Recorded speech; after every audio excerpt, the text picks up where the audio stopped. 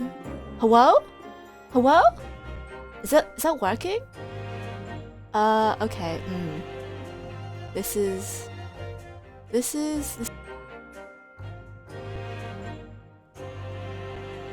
Wait, is it there?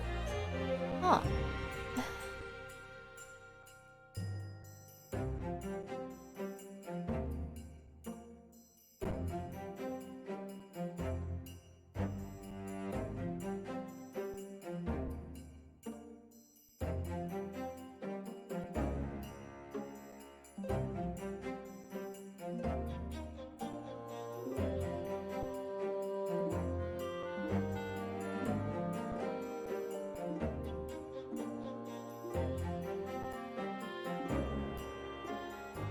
Hello? Can you hear me? Now? Hopefully? Hopefully that's it. Wait. USB audio device. That's it. Okay. Okay, that should be fixed. Okay, I think that was a software issue. I don't think that was a hardware issue. I think that's a software issue. Hopefully I should be back and available, talking. Hello? Hello? Can you hear me, love? Thank you so much for letting me know, by the way, Daddy Thief. Like, if you can hear me, I'm assuming you can, because I hear, oh, I'm back. Oh, wow, thank you. I have a cute voice. Wow, that's very kind of you to say. But okay, yeah, I'm assuming you guys can hear me now. Okay, awesome. Okay, thank you so much for letting me know. That was a software issue. One of my things had become undone. I don't know how to say it. See, this is what happens when you restart your computer. This is why you should never restart your computer. Because I personally, I don't ever, okay. I'm like showing my whole ass here, but I don't usually turn my computer off. I'm like, shh, hibernation. Hibernation's fine, it's fine, don't worry about it. But recently there was a Windows update, so I was like, oh, I'll actually like turn it off rather than just like immediately restart it. Because usually I choose update and restart. But this time I was like, oh no, I'll choose update and shut down, and then I'll take the opportunity to like clean my keyboard and stuff. Oh, my keyboard is brand spanking new, by the way. It's so fucking clean now. But yeah, software issues. you get locked out of things. Okay. Wow. Okay. Thank you so much, Daddy Heafling, to the rescue. Thank you so much for letting me know. I am hopefully it's all okay now. So it's okay. But luckily we're just at the beginning of the case. No, nothing much missed. Just a recap that I had pulled out my ass. So truly, nothing much missed. We'll soldier on. We'll soldier on. And again, at the risk of sounding like a broken record, Daddy Tiefling, thank you so much. I very much appreciate it. Okay, yes. What were we talking about again in this case? Yes, no, very clearly. Blessable! Okay. Sorry. Oh my gosh, I've been listening to, I don't know if any of you guys listen to D&D campaigns, but, or Dimension 20, I should say more specifically, but I've been listening to a lot of, A Crown of Candy, which I highly suggest if you have a like a Dropout subscription. If you don't, it's like a college humor, so like streaming subscription service. It's not that expensive, and they have a lot of cool campaigns there. But yeah, I've been listening to a lot of Crown of Candy, and they have a lot of European accents, and it's kind of like ingrained in my. It's like there's like words floating around my head, and even though I know I cannot do accents to save my life, like the thought is always there, isn't it? You haven't listened to them? You listen to Dungeons and Daddies? Oh my gosh, I listen to D&D. Yeah, I listen to Daddy. Sorry, I listen to Dungeons and Daddies too. Daddy listen to Daddies. Yeah, that makes sense.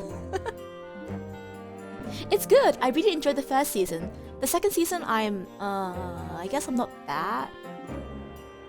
Like, it's picking up, which is really cool. But I prefer more like high fantasy stuff. So when it was just more like urban fantasy, I was like, this is cool, I guess. But like, you know, I prefer like goblins. But yes, what can I say? I'm a D&D nerd. Okay. VTube out your own art. Yeah, I clocked you as a D&D enjoyer, a Chad D&D enjoyer by your name, Tiefling. The best D&D race, as we all know. Okay, so we are noting the strange autopsy report because there's no time of death noted. Oh, hello, Eater. Good morning. Good morning. How are you this fine day? Okay. Yes, it is strange that there's no time of death noted. I suppose there's a simple explanation, or perhaps it was a deliberate omission? Oh dear, if it was deliberate, it puts me in mind of the last case we worked, and Dr. Scythe. Yes, the race everyone is jealous of being very good looking. Is that a tiefling? Yes, we're talking about how good tieflings are. Because we all know tieflings are the best D&D race. They have access to, I guess decent, oh my gosh, words. Not retribution, what am I thinking? I'm thinking of hellish rebuke, but that's also not what I'm talking about. Resistances! They get decent resistances, and I think just aesthetically, everyone likes the look of a tiefling, you know? You got horns, you got tail. A sexy demon, that's what everyone likes, right? Right? Yeah, everyone likes tieflings. In my last campaign, we had like 3.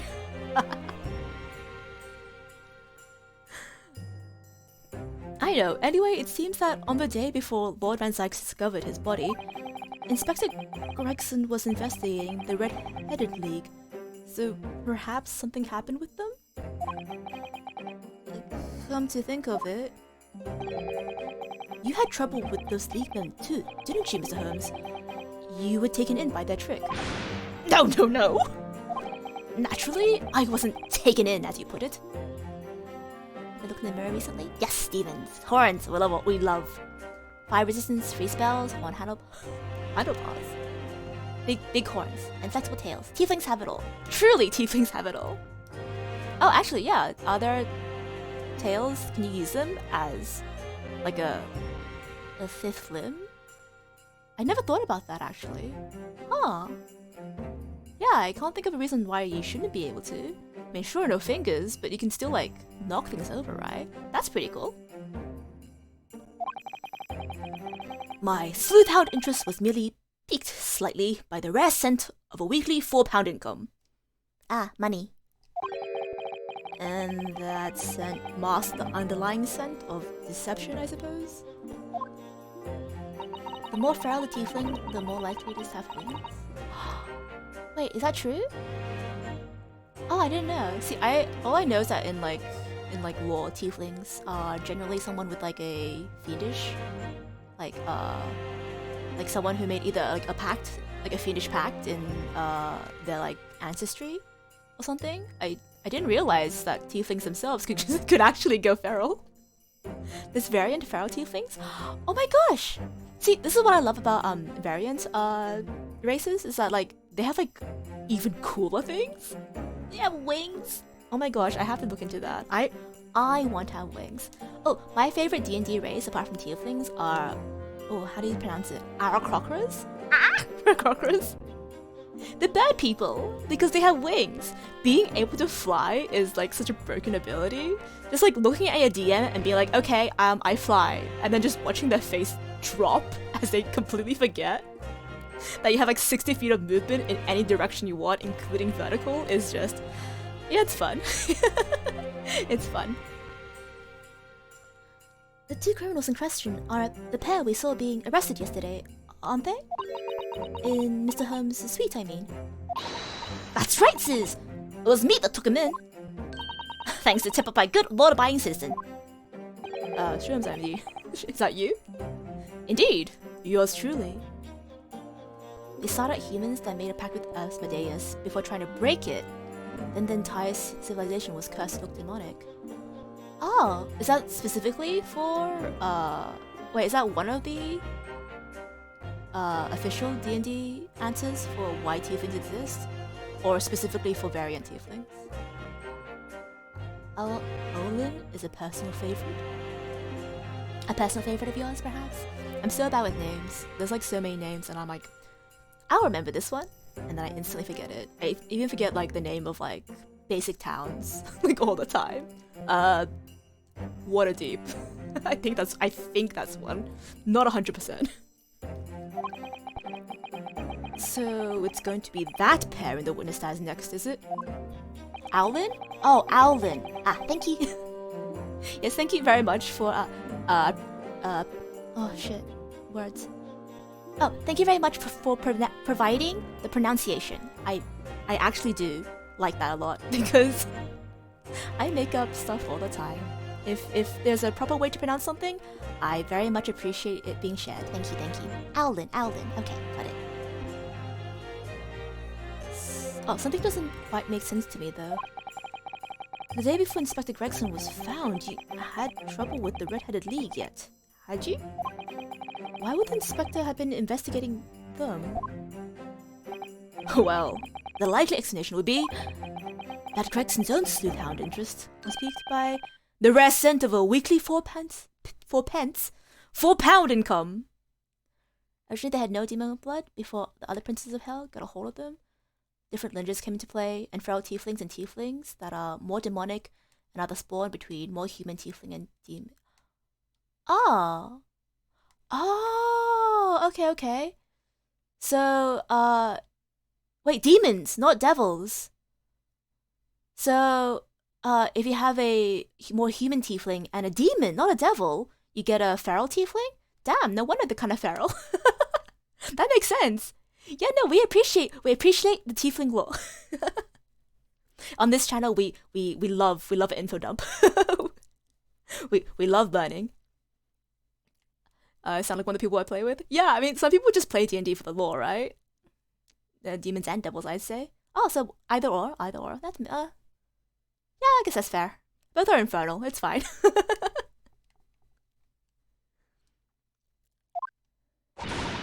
Don't tar him with the same brush as you chose. Yes, well, then there's the whole issue of Inspector Gregson being investigated by Lord Van Sykes for some reason. The Reaper, the Red-Headed League, Inspector Gregson, Lord Van Sykes, and Kazuma. I feel as though he knew we'd arrive at this point somehow. Gosh, I think you're right. What's he really trying to achieve here today?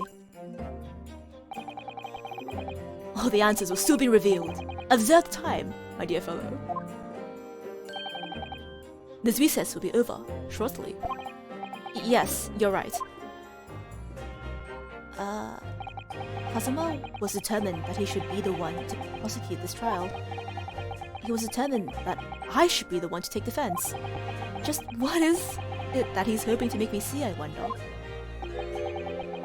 I get the feeling we're a long way away from the end of this trial yet. Maybe he just wants to tag team with you, because you're like friends. He was like, maybe together we'll like work together faster to get to the truth of this issue. Are you ready then, Mr. Sato? Yes! Okay. So it's not wrong to say that, by technicality, the first generation of tieflings are all warlocks. Every generation after, technically middle sorcerers. I mean, sorcerers are literally just, your parents made a pact, and then you inherited that magical goodness. So, like, technically speaking, you are correct. Yeah, because if it's all Asmodeus, then, yeah. They're all warlocks, damn. And then every other one is, all other tieflings are just sorcerers. Man, sorcerers have it good. Okay. 1 p.m. Back in the courtroom. Baroque with his slut prop. In the name of Her Majesty the Queen, I hereby declare this court to be in session again. Resume the closed court hearing. Baroque Van Zykes. Here present, he stands accused of murder. Now then, Prosecutor Asogi. My lord? Have you summoned the witness as requested? The witnesses? As requested? Yes. 2 members of the Red-Headed League who planned and carried out the deception. Wait. I didn't carry it out. They arrived not long ago from the local police. From the local prison by police carriage. Very good. Bailiff, usher the 2 men into the courtroom. Okay. Bards have it best? One day I insulted a guy and he just fell over dead. I mean, we all know that words hurt, right? But can you imagine just roasting a goblin so hard that they just literally die? Cutting words, indeed. Vicious mockery, indeed. Man, I love bards. I understand why some DMs don't like bards, because when there are too many, well, rather when people play bards as like a kind of joke character, it does get a bit out of hand. Like, bards are fun to play, right? These 2 men are currently being held by the police on suspicion of attempted extortion. You may admit your occupations, but state your name now for the court. Wait, why? I am Fabian D. Rousseau. Rousseau? A descendant of the Great Rousseau family from... Oh god. I always get this wrong! It's not nice. It's Nice? Ne? Nice? Nice in France?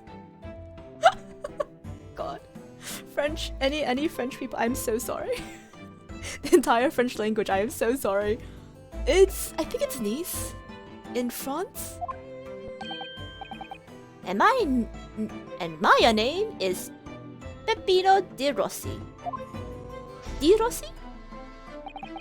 I am the 3rd son of the great Familia Di Rossi, the landowners from Napoli. Ah, French and Italian. The 2 men became acquainted at a boarding school for European nobility. Bro, I don't know. Oh, I know that chairs are female. Yes, and croissants are male. Man, French. Those who graduate from Temsic are the future leaders of Europe. But do you have any idea how boring it is to be born with noble blood? You have any idea how boring it is to be born into privilege? You have everything you ever wanted handed to you on a plate. You don't have to fight for everything. Oh, so boring to have everything you could ever want. Oh my god, I can't imagine. Shut up, I'll kill you. Alors, I'm making my mission to get the better of the world by employing the little grey cells of my brain. You mean grey matter? Asshole. That is what I'm trying to do, huh? So that's the only reason for this whole grand deception you've been carrying out? You're a bored rich boy? I'm gonna kill you. Wait, I'm gonna kill you. I have just a thing for you right now. Yeah, knife. Wait, let's put the other knife so we're not in the way of the text box. But this is my open declaration of fuck you, man. I will gut you like a pig. Oui, you could say that. Damn, he's noble French and he speaks the language of surrender. Oh, what is it that the French are about to do? Oh no, did very recently to the nobility? Buddy? Not bad, eh? He has great ideas, but petty plans. This strange combination is the charm of the hilarious brothers? Si capo?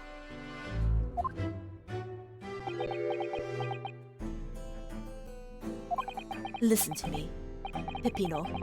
I have two things two things. Two things to say to you. Eh? Che? Are you about to tell me one of your grandi antidotes? Eva? Eviva? Eviva? Firstly, I want you to stop calling me this capo. And secondly, we are not the hilarious brothers. This is serious business. Bored rich boy? Batman? No. Batman? Oh, Batman is a man who works for the masses. This guy clearly is just a bored rich boy. I mean, the French only win against the French. Ooh. Man, every time we go into like French military history, I get like, it's a thing, I guess. Wait, Ida, you're like English, right? I bet you would know all about English and French rivalry, I guess. Is that still a thing? I mean, like, it's a thing in media. I don't know if it's a thing in real life. Shibboleth, there it is. The Capo's trumpet card. The furrowed brow. It is deep, eh, Capo? There's a furrow in the meaning of your words. The court has been led to believe that under the banner of the Red-Headed League, you have conspired to swindle money from unsuspecting members of public. Is this true? Oui. Seka? Se? Sa? The fantasies. I don't know. What is exactly the nature of the deception by which you plan to defraud? Alors, I will explain it. No, Capo! Leave it to me! I just realized he has it, it's a me, a Mario type. He literally has a tua. It's a me, Peppino, De Rossi. Okay, chap. Not that good with history, sadly. Oh, yeah, neither am I. So, no harm, no foul. Now, it's just funny that anytime someone sees the French military brought up in any way, the immediate joke is that the French only win against the French, and they speak and only surrender. But I'm like, oh, no problem. We'll see you later, Ida. See you soon. See the French brought up in general. See, the only French military jokes that I know about are also tied to like Russian military jokes. All about yes, let's try to enter Russia in the dead of winter. What could possibly go wrong? And then, you know, like that entire thing. I mean, throughout the course of history, how many people have been foiled by Russian winter? Like many, right? that's the only modern history is a bit of a weak point of mine. I don't know much about modern history. But that is one of the things I do know. A lot, yeah. Russian winter true MVP. As you see, we both have the vivid red hair, no? At school, we'll tease for this without pity. That is true. It's not that long ago that they thought that redheadedness was like a sign of the devil. So it's treated like in the same vein as like left-handedness. So yeah, truly, rip kids. I'm so sorry. The Capo here? He was many times behind the schoolhouse, crying like the Trevi fountain. The dogs! One day the world respect the redheads. Every night he'll bury his head in his pillow and weep for joy. Bien, Pepino, enough! I will explain the rest. Yeah, poor Pepino here just dragging his friend through the mud. Russia claims to be strong, but Mother Nature is hard carrying them. But you have to admit, Russians have to be strong in order to live with that Mother Nature. Bruh, I live down under. I live in a warm ass country. I can't imagine even living in a place where it regularly snows. Like, that's how little I can handle cold. If it's hot though, like, whatever. The first step was the newspaper advertisement. You want to lure people in with the £4 a week, huh? About 1 week before the plan was put into operation, we listed the same notice in every paper in London. Yes, we saw that notice. It was this one, I believe, entitled To the Red-Headed League.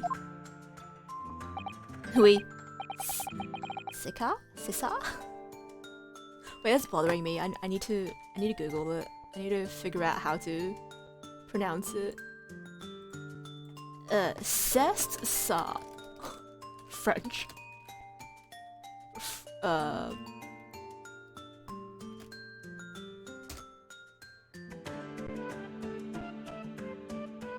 Okay. It means exactly, but pronunciation? Pronunciation? Oh, it's pronounced Sesa. Sesa. Okay. Okay, okay. So the C is pronounced like an S. That's fine. Okay.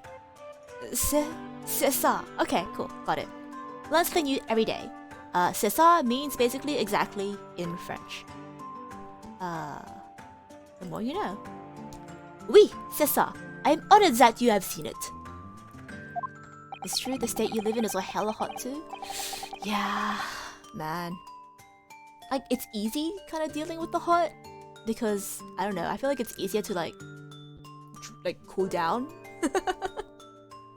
But like, it's still not great when like in the like summers it's like 40 degrees and you're like, I'm sweating my skin off. It states that the only condition of joining the league is having flame-colored hair, and that if you satisfy the interview panel and are admitted into the league, you could receive a weekly income of £4. On the date specified, red-headed hopefuls gathered in droves at a park specified in the advertisement. From each person present, this pair took an application fee of 5 shillings. Fucking knew it. I was gonna say, is it an application fee? Because then that's how they make so much money. And with this money, to France. It was a plan most elegant, no? No, it was most dishonorable. But, to be frank, I am stunned anyone was foolish enough to be taken in by such a obvious trick. The park was described by one witness as choked with red-head folk, like a like a coaster's orange barrow. And the day on which all these men gathered to apply was the day before the victim was discovered. Crucially, these 2 men spoke face to face with every single person present that day. Oui, I have seen more red-headed people in one day than I will see in the rest of my life. See. And now, every time I see the captor's hair, I feel sick to my stomach. Boy. Just overloaded with redheads. It's so strange how he's like, oh, one day you guys will see how great redheads are. And then he just proceeds to like scam every one of his like redheaded brethren. Like, what's with that, mate? Anyway, why have we been summoned here today? Oh, sorry? The date for our trial was not until tomorrow, I was told. Naturally, neither of these men have been told any details about this trial. Ah, because it's a closed trial. They've only been shown this photograph. Very good.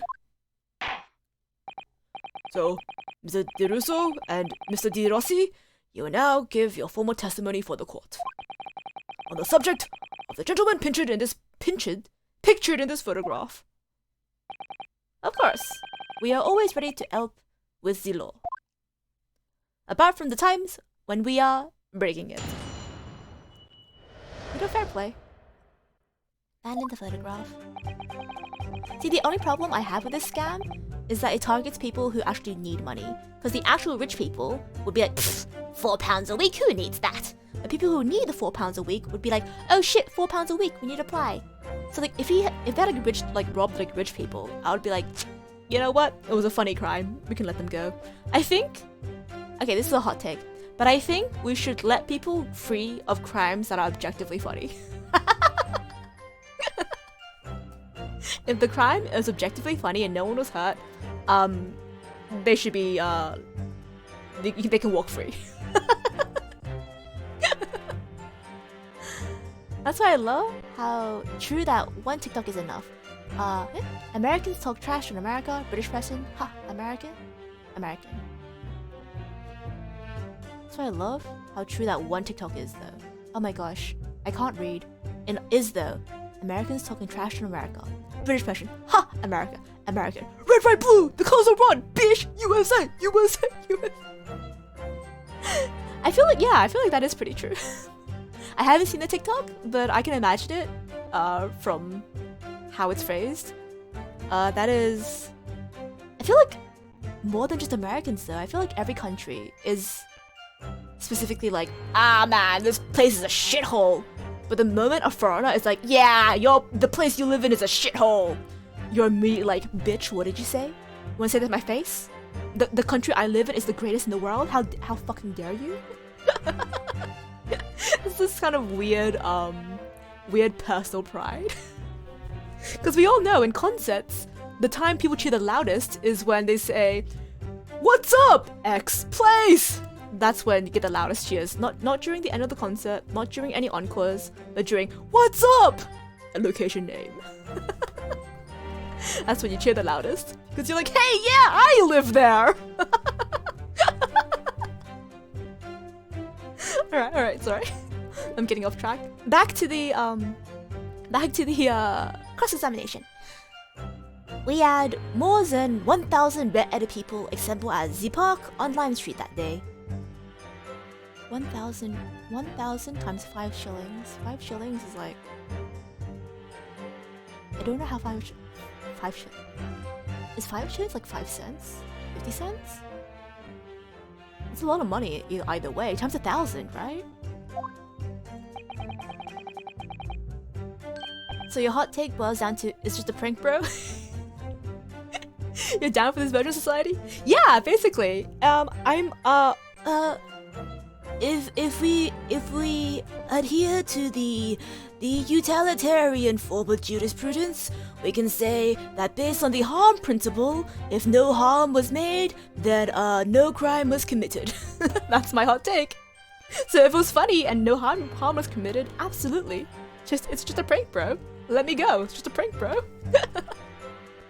Oh, but if there was harm, if your prank does hurt someone, then it was not just a prank, bro. Pranks don't harm people, okay? You can't just say, oh, it's just a prank, bro, and like destroy someone's property. If like that's not a prank. That's just you being a fucking dick, dude. Then I gotta stab you legally. that's the payoff.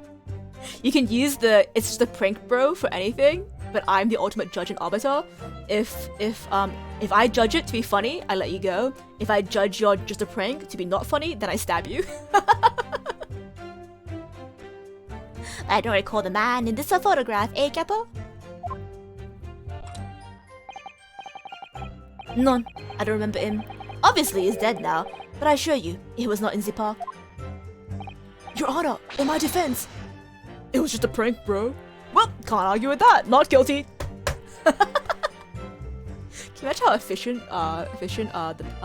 the court would be if that were the case? Alora, this victim has nothing to do with us. You have a lot to answer for, Peppino. It is your fault that we were caught in the first place. Eh? What did he do? You've given sworn testimony that this man in the photograph was not present. Can you be certain? Oui, I am quite certain.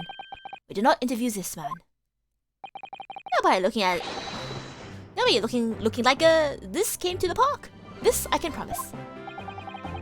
It must be noted that you have been arrested for grand deception, however. Accordingly, this court has little confidence in your assurances. Literally arrested for being liars. Waffa! What's in this attitude? We get it nowhere, eh? He's really sulking now. I'm back. Oh, welcome back, Eden. Welcome back. I hope your journey was fruitful. This confidential document was obtained directly from Scotland Yard. It records an entry from the inspector's private diary, dated the day before the incident. It reads, Lime Street, Red Hat and League, undercover. Ah, I have the answer. Maybe there was another similar event in the park on the day in question, eh? It was damp. Also, what's with this music? Someone was murdered. You know what, Ida? I was just about to make that comment. I was like, wow, this is suddenly very upbeat, isn't it? Like festive music. But I guess these guys are just kind of festive and intrinsically festive. That is ridiculous.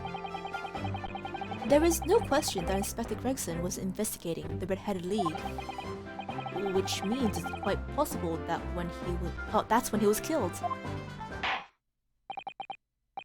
Very well. Defense may proceed with the cross-examination now. Yes, my lord. Alright, we're gonna press everything, and then we'll see where that takes us. Oh, Kazuma. And more than 10,000, 1,000. Hold it! 1,000 people? That's a very big crowd. It was quite a spectacle. Redheads had come over from all over the capital. See!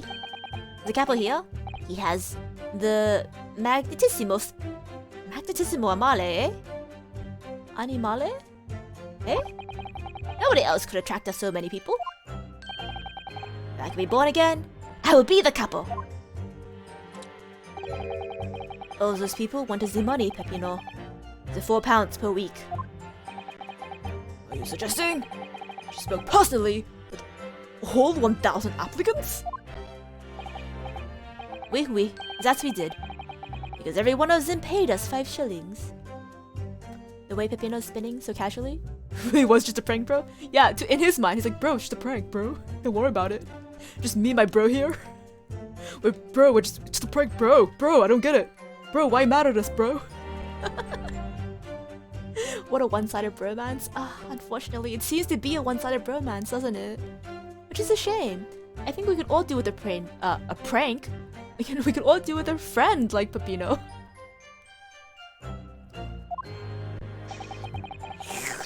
Wow, you can actually hear the slurp. We take out their names, and we take out their money, and we take out their addresses as well. Wow, you know, selling data already? What a forward thinker. And I tell them, we take us some days to let them know. Buy a post. E finito. Maybe 2 minutes?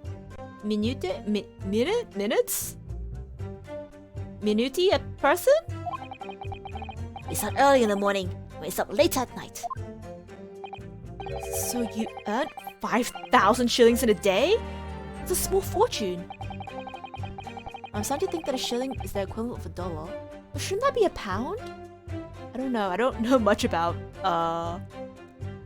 pre-metric English currency. Actually, no. Even post-metric, I think they still have pounds. I know nothing about pound. I think a pound is equivalent to $2. Don't quote me on that. So a shilling can't be $1, right? Actually, maybe it was. Like back in the day, like at least with how you sell and buy things. A $5 application fee doesn't sound too bad, right?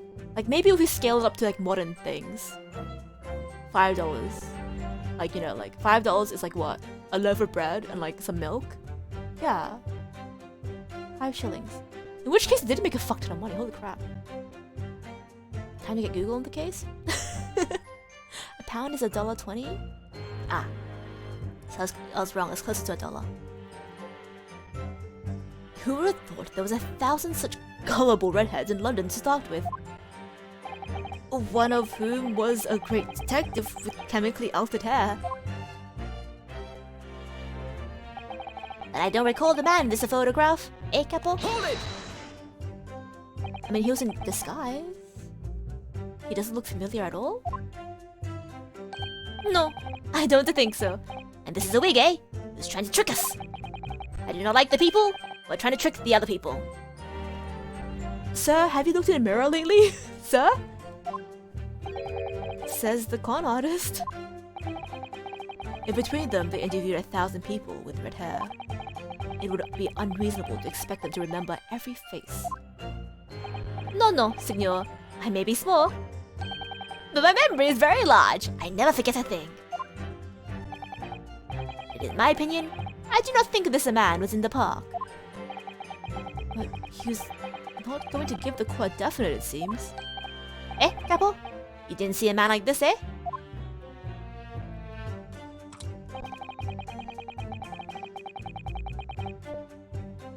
Oh. Sorry, I just spilled water all over myself. It's fine. Oh no, I bought my butt pad.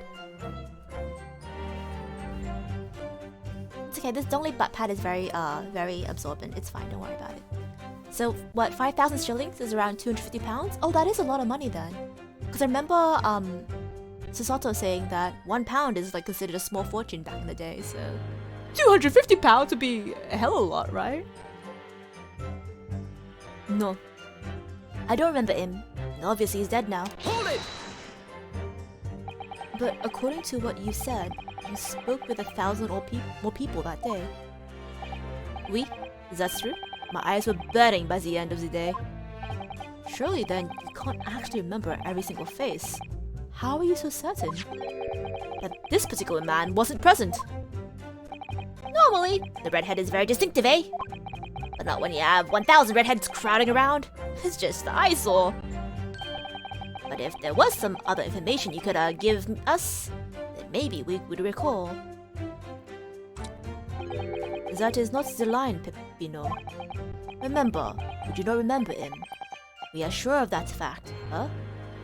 That sounds like he's coaching. That sounds like he's coaching, Peppino. What? What the fuck are they hiding? Half your red? Man, your rent is very high. I'm so sorry, my mate. I am so sorry. May the rent gods bless you. If there was a man with a red hairpiece, but his mustache did not match the color, then I do not think I could have forgotten him. Oh, that's true. It's monthly. Oh, that's not too bad then. Man, I thought it was fortnightly. I was like, bro, that's pretty high. That's pretty fucking high, my dude. Objection, Your Honor? The defendant is leading the defendant? Absolutely, right? That's so sus. I can't believe, like, Kazuma let them stay on the stand. What the hell? Kazuma said these two had only been shown that photograph and then be told nothing else at all. But what if I fed them just one other detail about the victim? For example, his name wouldn't mean much because he probably was using a false name. Profession probably also wouldn't mean much, but fish and chips. That's Gregson distinctive. I can certainly appreciate just knowing the man had red hair wouldn't help you remember in this situation. But what if I told you that the man was always munching on a packet of fish and chips? Do you remember a man who's eating incessantly? Not really. I was looking only at the heads of the applicants. I wouldn't have noticed the fish and chips any more than the caviar and smoked salmon. Rich boy. Or a spaghetti! Me! I love the spaghetti. Really? I had no idea! Doesn't what he said before, Peppino. Si, capo, si! Say it again and again. Wait. Should I go back and try a different factoid? His occupation. No, I don't. I'll keep pressing for now. Hold it! But we only have your word for that. See, but what else can we do, huh? True. Also, we're not having much of fun these days. First we are arrested, and we are shown the horrible picture of a dead man. And now you question every single thing we say. Sorry, every single thing we say? We are the victims here. Eh, Capo? No, you were caught carrying out a plot to swindle hundreds of innocent people. You had to bring that up, eh? It's not fair. Eh, Capo? You've added a lot to answer for, Peppino. It's your fault that we were caught in the first place. Hold it! Oh. What do you mean by that? Cavola! Lo, you promised to say, eh, Capo? After we had to take the money that day, we should have left this country. That was my plan. And that's a good plan. You gotta skedaddle when you can. I left the purchasing of the tickets for the ferry to Dunkirk? Is that what... Dunkirk? Yeah, Dunkirk. Dunkirk? To my companion here? But he bought them for the wrong day. Oops. See, and there's an easy mistake to make, huh? The 1st, the 31st. Ugh, I have no sympathy for you. We are a whole day late for the boat because of his stupidity. Oh, he didn't even order them for the next day. He ordered them for the day before. Oh, R.I.P. man. And it's only because of this that the so-called Great Red Detective caught us. Capo, you know what I think? This is the work of God. It is a holy punishment, eh? Peppino, for the last time. This is not a holy punishment. This is only your fault. Ah! Don't blame God for your unholy mistakes. You are making me sick with anger. Man looks like he's about to develop a stomach also. Maybe. Oh, maybe I make a mistake. Make a mistake. But when it's time to eat as a pasta, no one is a pasta. What are you saying? How is this relevant? Maybe I make a mistake, but when it is time to eat as a pasta, no one is a pasta. I guess lean into your strengths. Believe in yourself. Everyone should be more like De Rossi. And I've seen the evidence. Where is he even producing the pasta from? It's similar to Gregson with his black hole of just fish and chops. Fish and chops? They haven't told us much we don't yet know. What do you think, Miss Naruhodo? Well, if it was in the inspector's diary, it seems likely that he must have gone to Lime Street that day. And yet, these two both claim they didn't see him. I have to say, they don't appear to be telling lies. Well, they are experts in deception, don't forget. Sounding plausible is their specialty. Maybe they may be lying simply to avoid being implicated in this case as well. Surely they were true experts in deception. They wouldn't have been caught. Well, yes, you have a point there. It seems to me we just need more information. Definitely. Okay, we're gonna go back and we're gonna feed them different information. I think the devs really want to make clear he's Italian. Yeah, he, like, in terms of character design, he hit, like, every Italian stereotype, like, on the Italian stereotype tree, like, on the way down. He's like, book, back, book. The maker. The pasta. What else is Italian? Like, can't think of anything else. Is she? Oh, wow, hello! Very hello! Hello, hello! Welcome, welcome. We are in the middle of an Ace Attorney Chronicles case. Okay, but we are going to feed this guy more info. Oh wait, sorry, not that one. This one. Hold it! We're gonna try something else.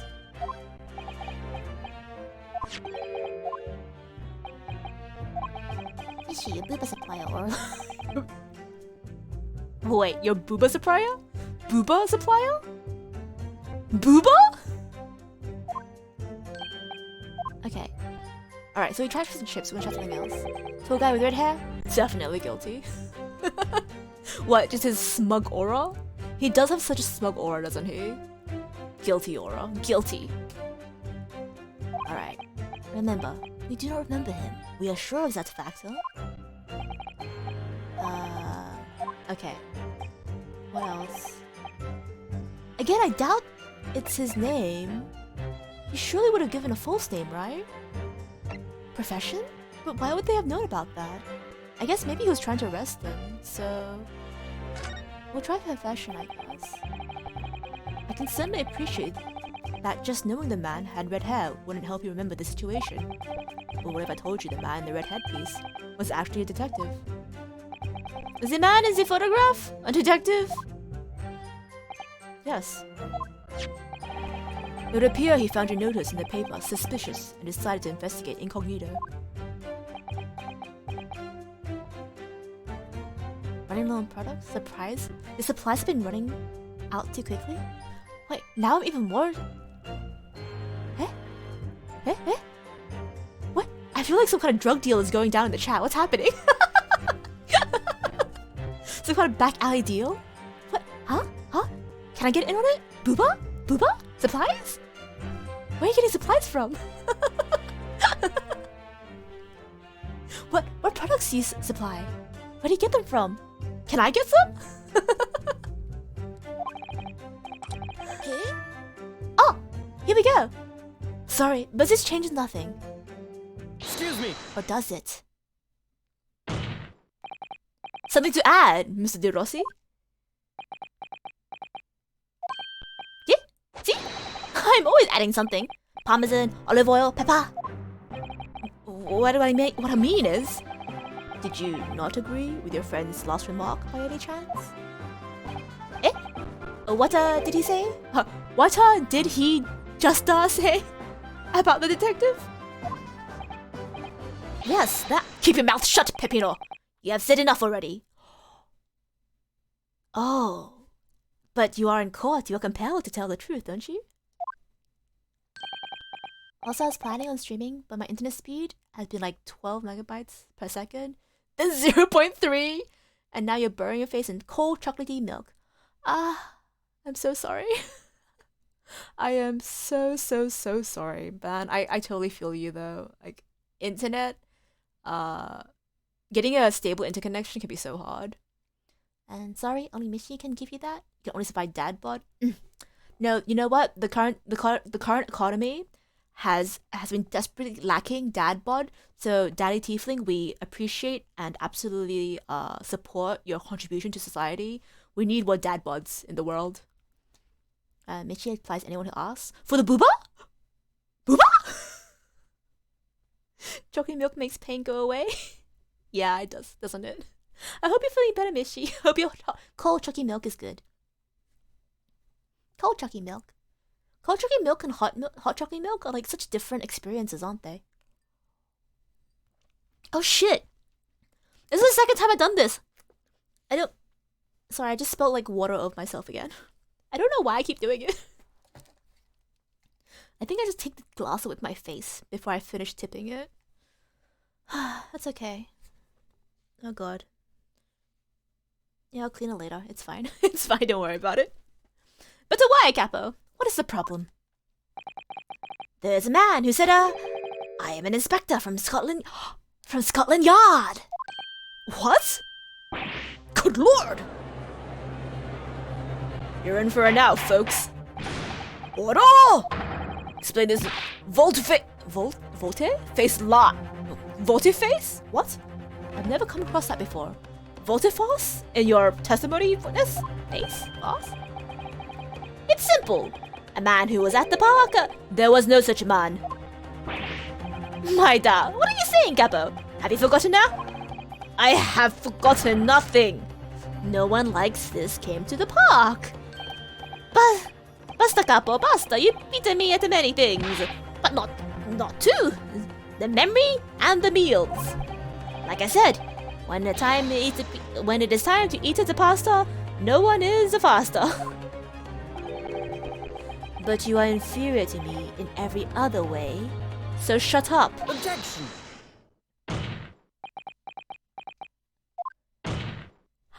Double slam. Ugh. Traptard. The damage is done! Indeed, it is, sir. Oh. Oui. There was a man who came to the park and said he was an inspector from Scotland Yard. However, he looked nothing like the man in the photograph. He was someone else. How could you be so sure? Because, to start with, His face is completely different. See, it's true, it's true. Man who came was a younger. His face was clean shaven. His eyes was sadder. His chin was thinner. No example whatsoever then. Anyway, I was not going to be fooled. I took the obvious precaution and said to him, if you are really a detective, show us the proof. See, the couple here, he doesn't take no nonsense, yeah? But he was well prepared. He said he had identification. Identification? You mean official police inspector's identification? That is most unconvincing. Sorry, my lord? Counsel? No incognito inspector would offer his identification for inspection. It is quite out of the question. Yes, I'm undercover. Here, I'll show you that I'm an undercover policeman. I have my identification. Can you imagine? Kept asking Dad, can change the internet provider, but he says it's fast enough for the family. All the users is for YouTube and Netflix, maybe WhatsApp. Oh man, that sucks.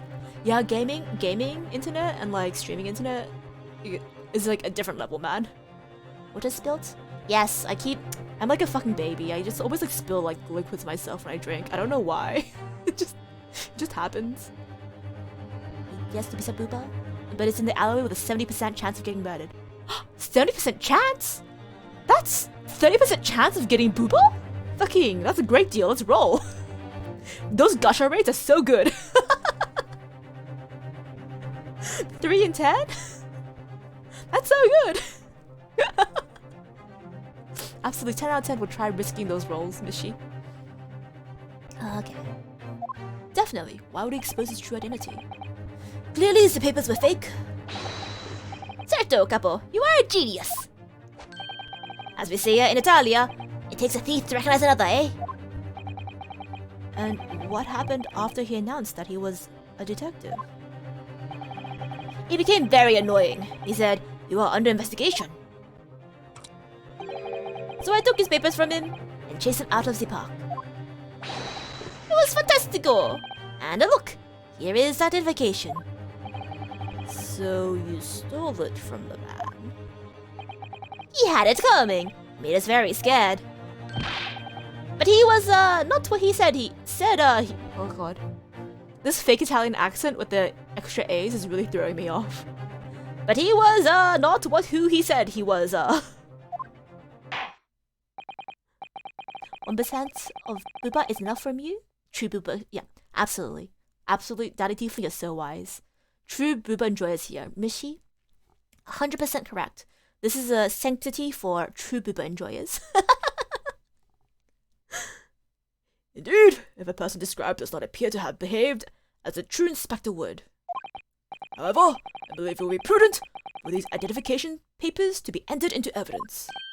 Huh, but I like them. But I like them. Is that racist? Am I being racist? Ooh. Now, let us return to the witness testimony. Okay, let's quickly.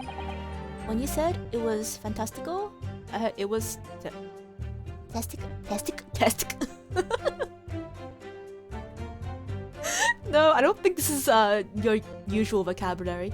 This is one of the times where, like, say, usually I think I've said this before, but I don't like it when they make accents phonetic, like they spell it out. Usually I hate that, but they're really doing that for every character here to like because you know how all the Ace Attorney characters are basically like caricatures.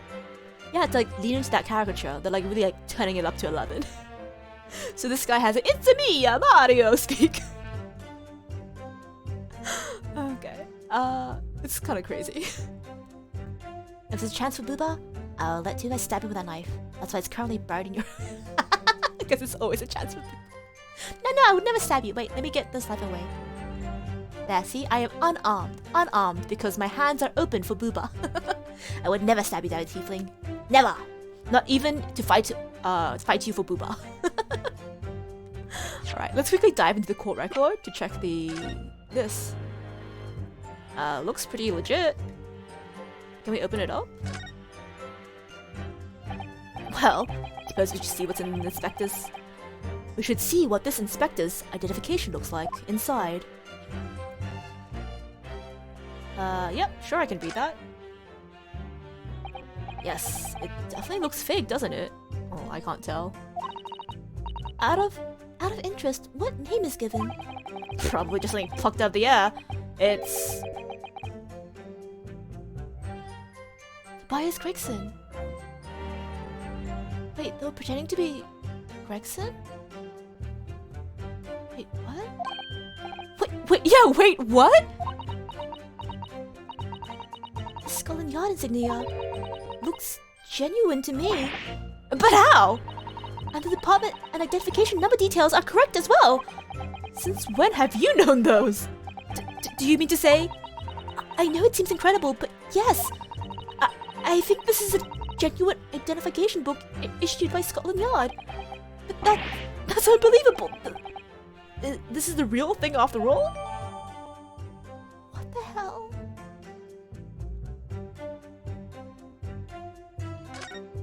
What the hell? Oh, by the way, no one gets full nude Jaffa boobs. Except you guys. Open for Booba? What about Mooba? Mooba? I'm assuming Mooba is a Mishi Booba. Mishi Booba is Mooba. Right? Wait. Can I present that at this? I have 5. Let's present this. Objection! I wonder if I could ask you to examine this identification book very closely. Miss Lestrade? Why Miss Lestrade? What is your intention here, counsel? Is this a fake or is it genuine? That's the question, which we can't answer for ourselves. Objection! Don't be ridiculous. No Scotland Yard detective would allow his or her a feminist, I see. Identification to be stolen. Could've just said there, but okay. Hold it. That is the boss's. No question about it. It can't be.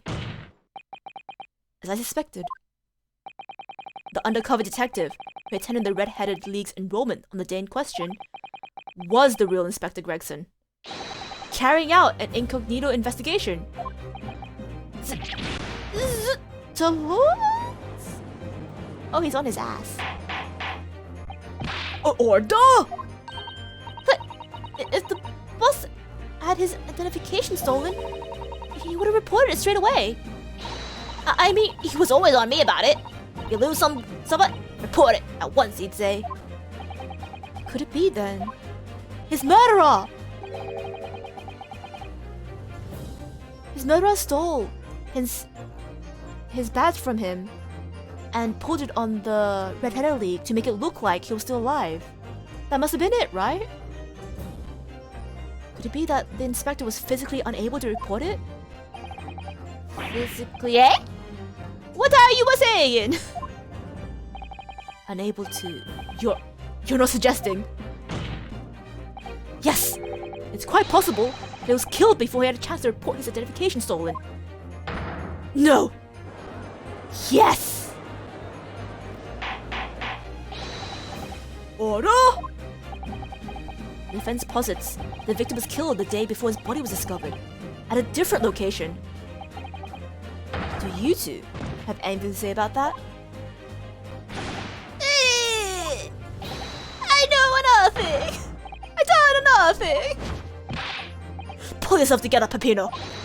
Mon Dieu, you can behave a little more like a master criminal than that, no? Now I wish I had returned to Italia. Stop crying, Peppino, please. Otherwise, Lummy! Lummy? Stop your whining and start talking! Well, believe the court will need to hear your story and consider... I know another thing! I done another thing! But you will tell us everything! Or face the worst possible outcome. two grown men just crying at the stand. Oh no. Told you the tall guy with the red hair is guilty. Called it! Man, Misty, you are absolutely correct. They were fucking guilty, weren't they? Oh, Mooba is male booba? Ah, male booba. You know, booba, in my opinion, is a gender-neutral term, because men tits, woman tits, doll tits. It's all good in my book. So it's so powerful. Open the weapons of Danpod. Oh, you get the Mooba? Perfect. Oh, man. You will dry your eyes and testify again. About these identification papers and the precise circumstances under which you came by them. For crying out loud. For crying out loud. The detective and the identification. The truth is, we took a prisoner and kept him for the night at our secret hideout. Even though I didn't think he was a real detective, I was too scared to let him go that day, just in case. Oh my god, we can add kidnapping to your list of crimes! We took the man's identification from him and sheltered him in the room next to ours. There might have been a little tussle. We did him no harm, and the next morning we let him go. He spent the night in a nice room. It was nothing like a prison, really. Wait.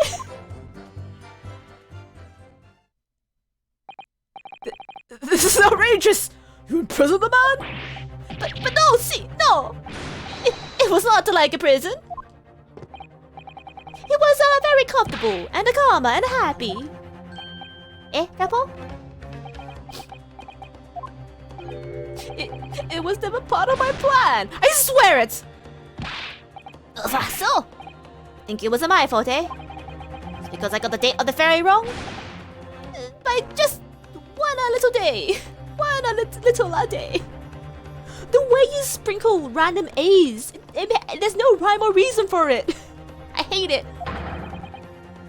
I do not think it was your fault, Peppino. I know it. No. Per favor, Capo. It is not. It is. The words. It's not fair. You have plenty of time for squabbling. Back at the present, gentlemen. Ugh, I don't believe this. How could we have been a real detective? Counsel for the defense, proceed to the cross-examination. So on the day before the incident, Gregson spent a night confined in this pair's hideout. No, I don't think it was Gregson. I think it was someone else. I think it was someone pretending to be Gregson. Okay, if we follow the line of logic, Gregson was killed before the day where we found him. Oh, we haven't got the picture. Before the day we found him, and then what kind of undercover detective goes and shows the identification? No one does that. So it had to be someone just trying to make it seem like Gregson was alive, right? Man. Oh, sorry, I'm a bit behind in chat. Let's see. Terrific tummy? Yes. And in this house, we respect tummy. We respect stomach. We respect belly. Impressions code. Thank you for appreciating my silly little voices, Mishi. I thank you very much. Oh gosh. Okay, see, I truly don't think that these two imprisoned actual Gregson. But we'll find out, I guess. The truth is, we took him prisoner and kept him for the night in our secret hideout. Do you realize what you're saying? You have to believe me, I never intended for that to happen. And I'm sure the detective did not intend it either. Do you think? But there was nothing I could do. See, nothing else. This was a first crime for the couple. It was the end of his wits. I have told you before, Peppino, that is not the best way to describe a criminal mastermind. What about this hideout of yours? An old, empty house. maybe the person killed Gregson took his vindication. Yeah, right? That's what I was thinking. That's pretty much my exact line of thinking. The person that killed Gregson then took his identification and attended the Red-Headed League gathering that he knew Gregson was going to attend to kind of falsify the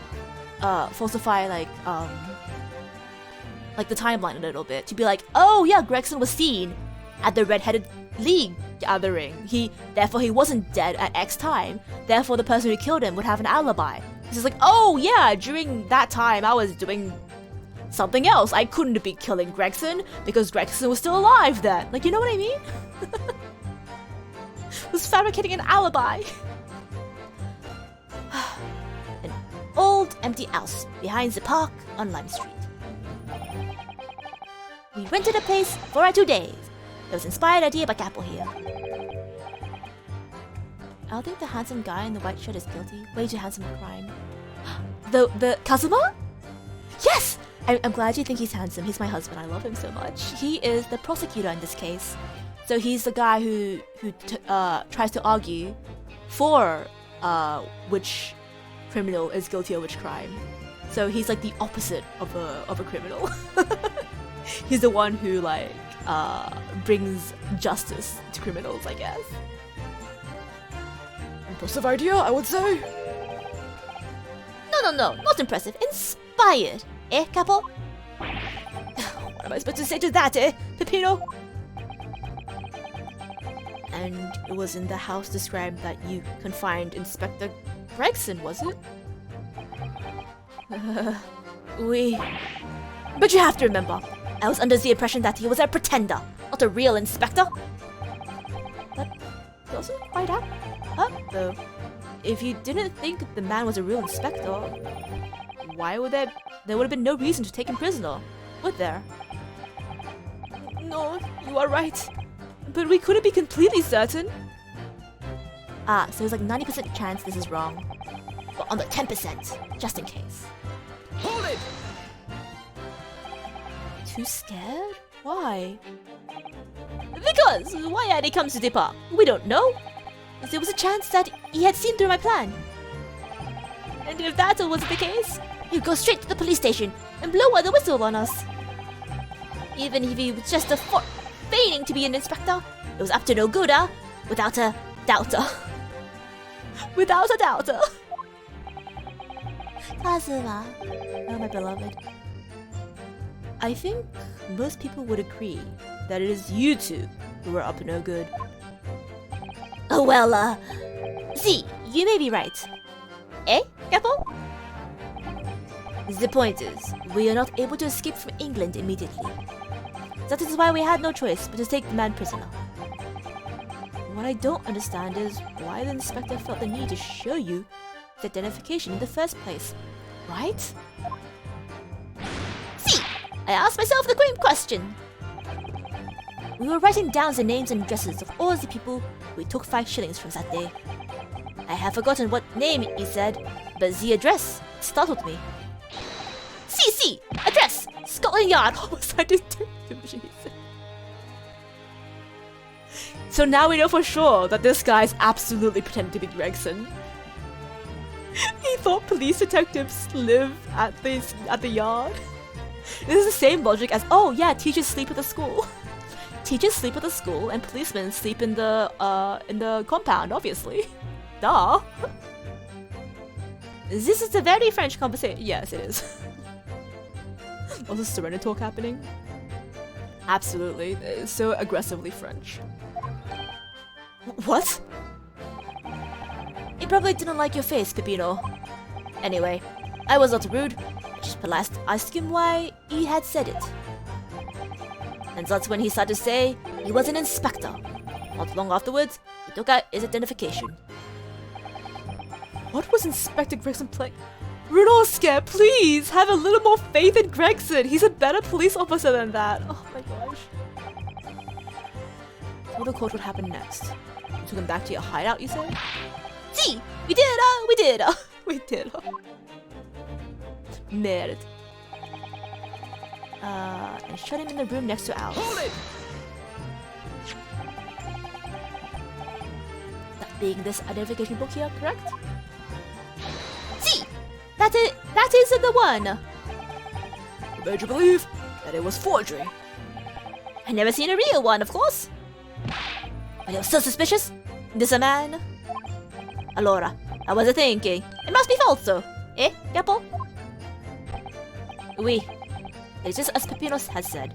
We were convinced it was not genuine. And so together, the hilarious brothers, we took the man captive. In broad daylight? All we did was shove him in a locked room. Then we made preparations to transport all of the money. In for a penny, in for a pound. There might have been a little tussle, but we didn't have enough. No tussle, eh? What do you mean by a little tussle, exactly? Boff! Just nothing. Just a minor incident. Just a minor incident. The falso inspector. It was a real piece of the work. Eh, Capo? What happened? Oof! It was a disaster. Gave him a nice room, and what does he do?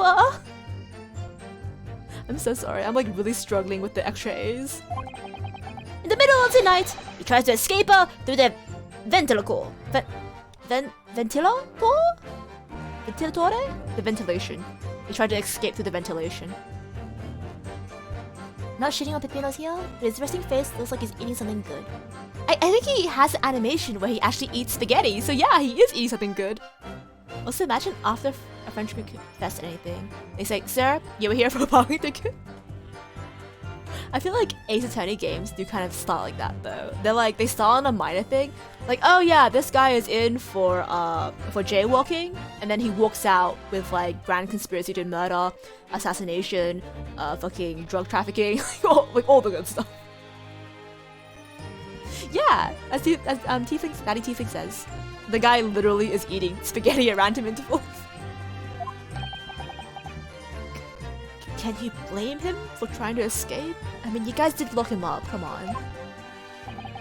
We chased him, bien sûr, and we caught him again. Can you blame us?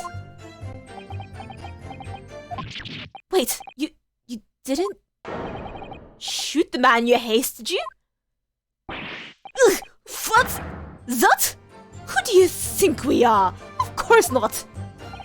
I simply caught all of them again and took him back to the room. Eh? Excuse me. Did you? Mr. De Rossi, is something wrong? Eh? Me? Something Mr. De Rosso just said seemed to make you... well, it seemed to make you act even more strangely than usual. What's all that about? Cavolo! At times like that, you don't wanna have the kappa after you, believe me.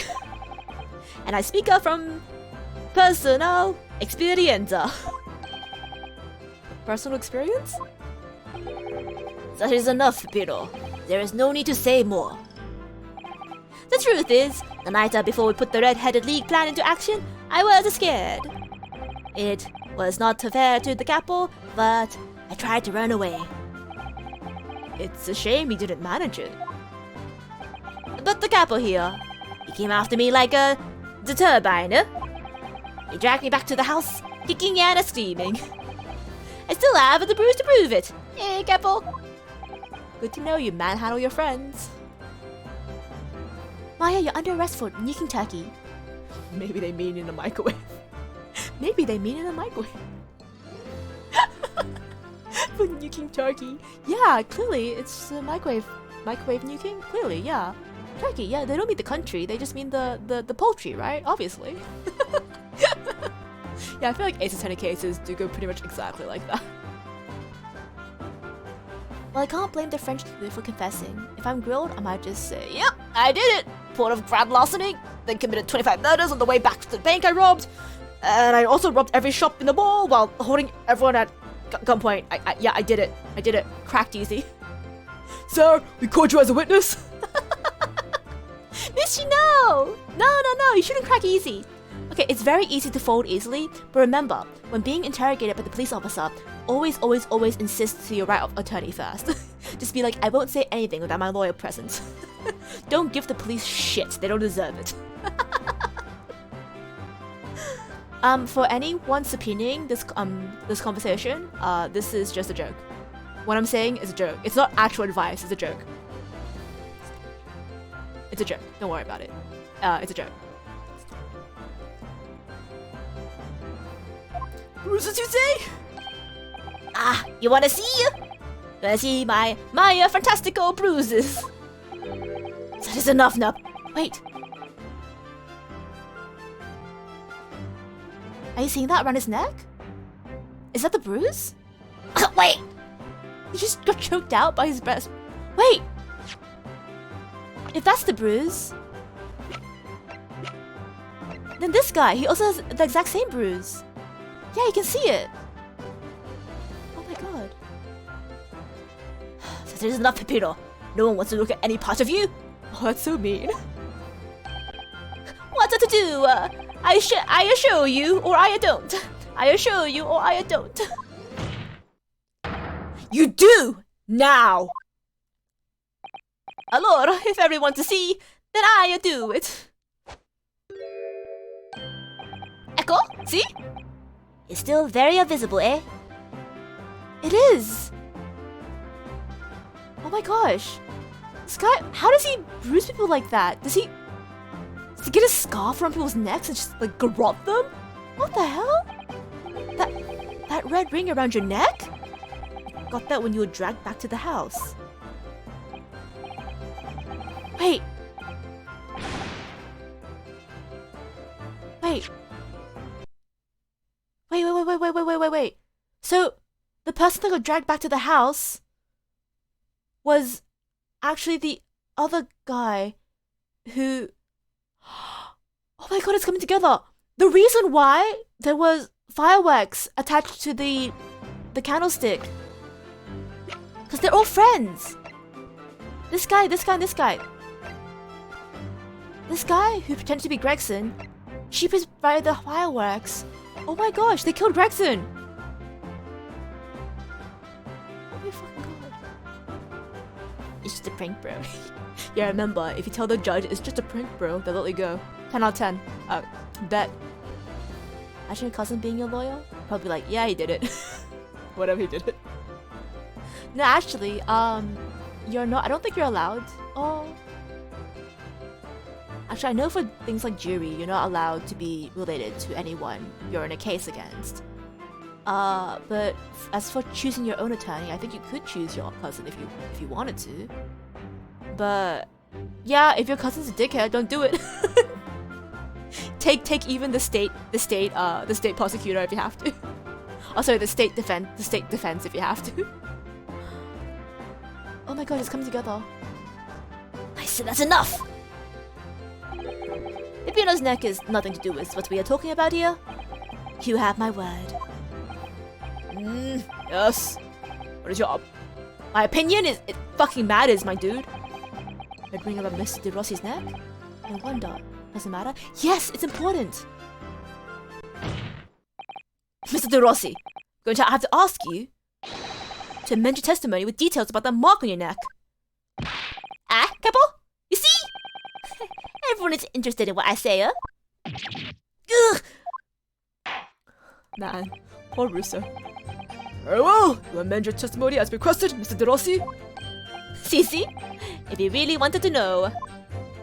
I do. He tried to escape. The Capo put the collar on him and dragged him back. Like what he did to me, see? Hold it! Are you saying that the red mark was caused by... See, a big collar made of...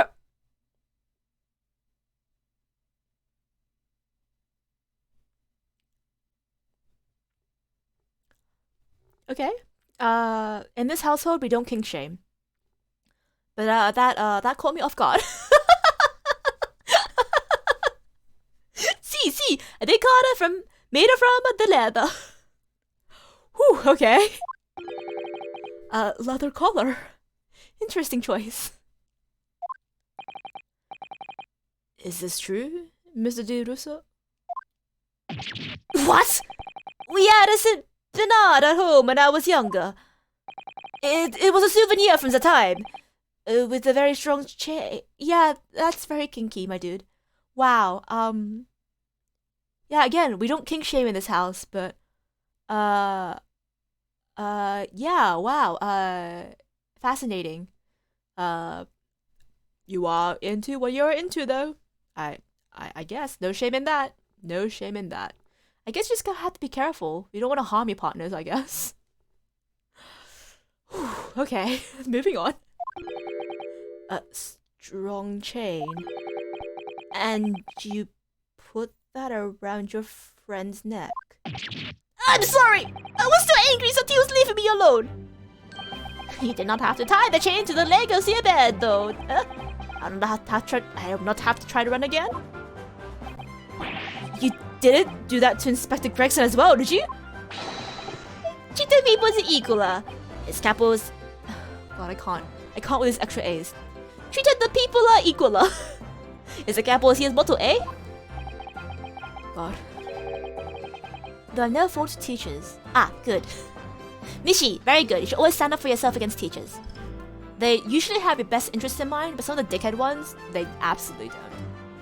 One time we all stuck into an empty classroom during sports day after lunch to get some sleep, and we weren't allowed to pick locks to enter the classroom.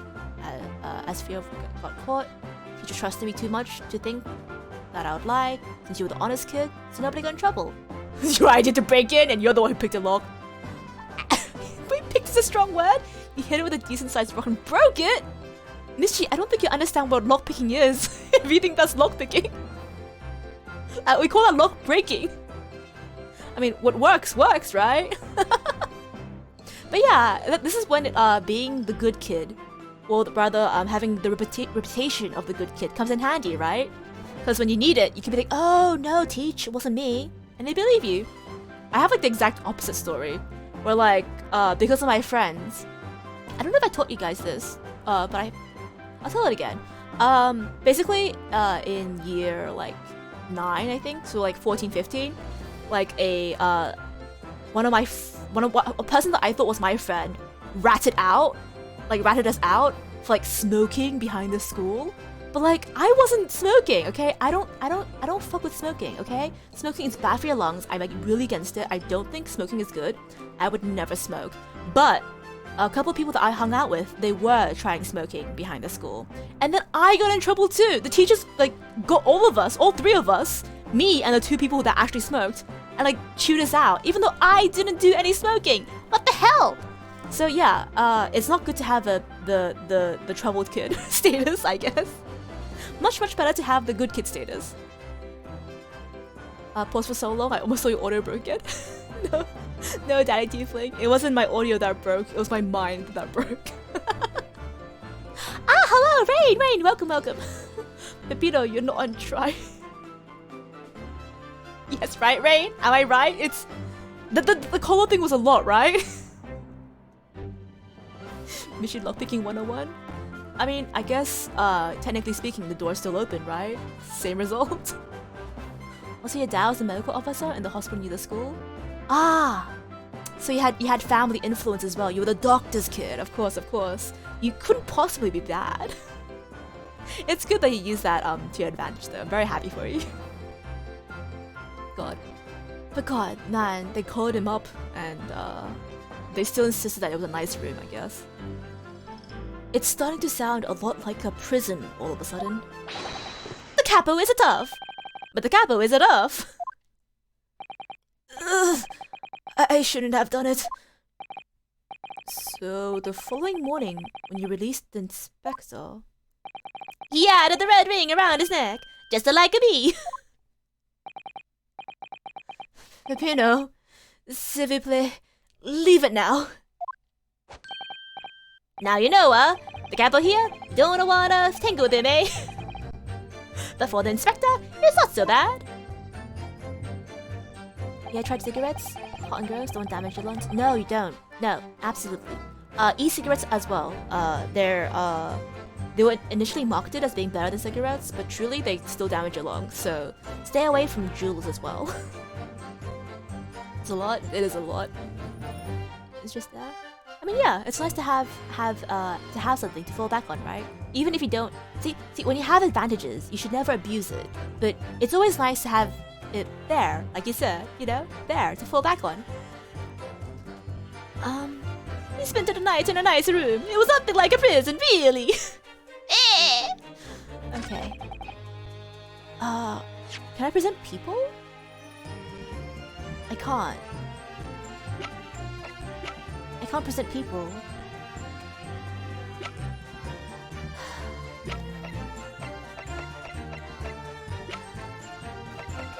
And there's no evidence here that specifically links.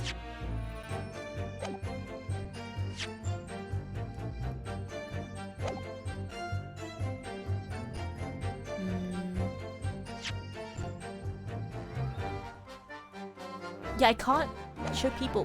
This sucks. Okay, I'll just press this and then I'll ask Sasato to see what she thinks. E-cigarettes? Is it dangerous plants? It's just dangerous chemicals? Essentially, yeah. I'm glad you get it. Wasn't ever gonna smoke. In fact, I just developed asthma from inhaling secondhand smoke. Oh no! Yeah, because see, this is why smoking is dangerous. It doesn't affect just you, it affects people around you as well. Your mom and grandma. Yeah. I'm glad though that you. Oh god. I'm sorry that you had to develop asthma, but like I'm glad that at least you aren't ever gonna fuck with cigarettes. Oh man. Oh, and Michi also got asthma. Oh wow, this asthmatic gang. This is a support group for asthma kids. You took away the man's freedom. However comfortable you make it sound, you're still holding him a prisoner. If you say that, then I say this. There is something that takes away our freedom too. The lack of money. You know, I was just gonna say, is he gonna say, something takes away our freedom too? Debt? The lack of money. Man. How relatable. So we are the prisoners as well, huh? All of us. We are all prisoners of society, of a capitalist society. De Rossi is so correct. Uh-huh? No money, no freedom. This is the truth. It makes me mad. It makes me sad. What can we do? Well... If you feel so disenfranchised, take money to court. Though it'll cost you, of course. Ugh, there you have it. You see, this is why we needed the Red-Headed League. To fight for justice. Perhaps he... We're not scared, so easily scammed. Perhaps he has a point. No, Mr. Naruhodo. All we did was to give the man a comfortable place to sleep for the night. Did you say I was a prisoner? Huh? Perhaps he has a point again. Not again, Miss Naruhodo. You should have heard him snoring. Maida, if anyone was disturbed, it was us. Man. Not much to go on, really. No, there's so much to go on, but I can't... For some reason, I can't show people. He has the exact same one. He was the guy pretending to be Gregson. This person! So mad at this game. Your testimony does make me wonder, you know. About this pocket watch. Belonging to the inspector, I mean. Yes. The one he treasures so much, apparently. If he was confined but not restrained, as the witnesses were implying, he would still have been able to wind up his watch. That's very true, yeah. So did Inspector Gregson actually die while he was being held captive by these redheads? In which case, it's possible that these two young men are responsible for Inspector Gregson's... To be honest, I find that hard to believe. Perhaps we should try to find out exactly what happened. Okay, so I have to present something else. Very wise, Miss Naruhodo. Yes. Okay.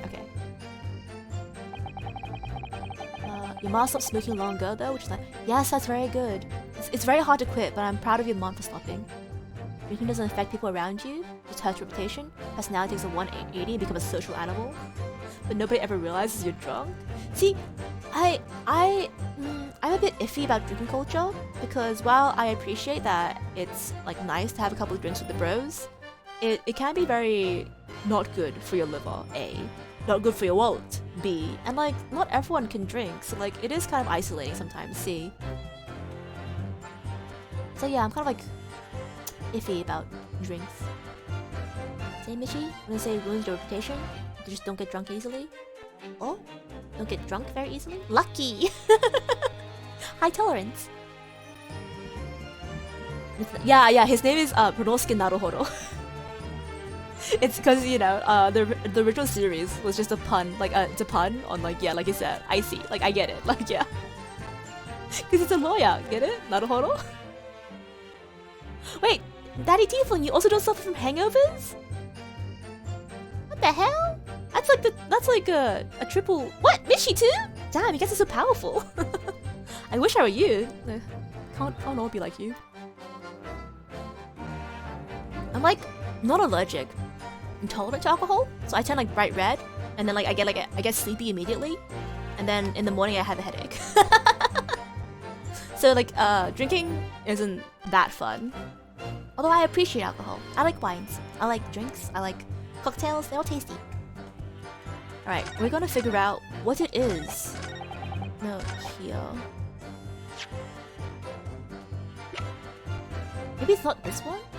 Maybe there's a different one we have to get first. Alright.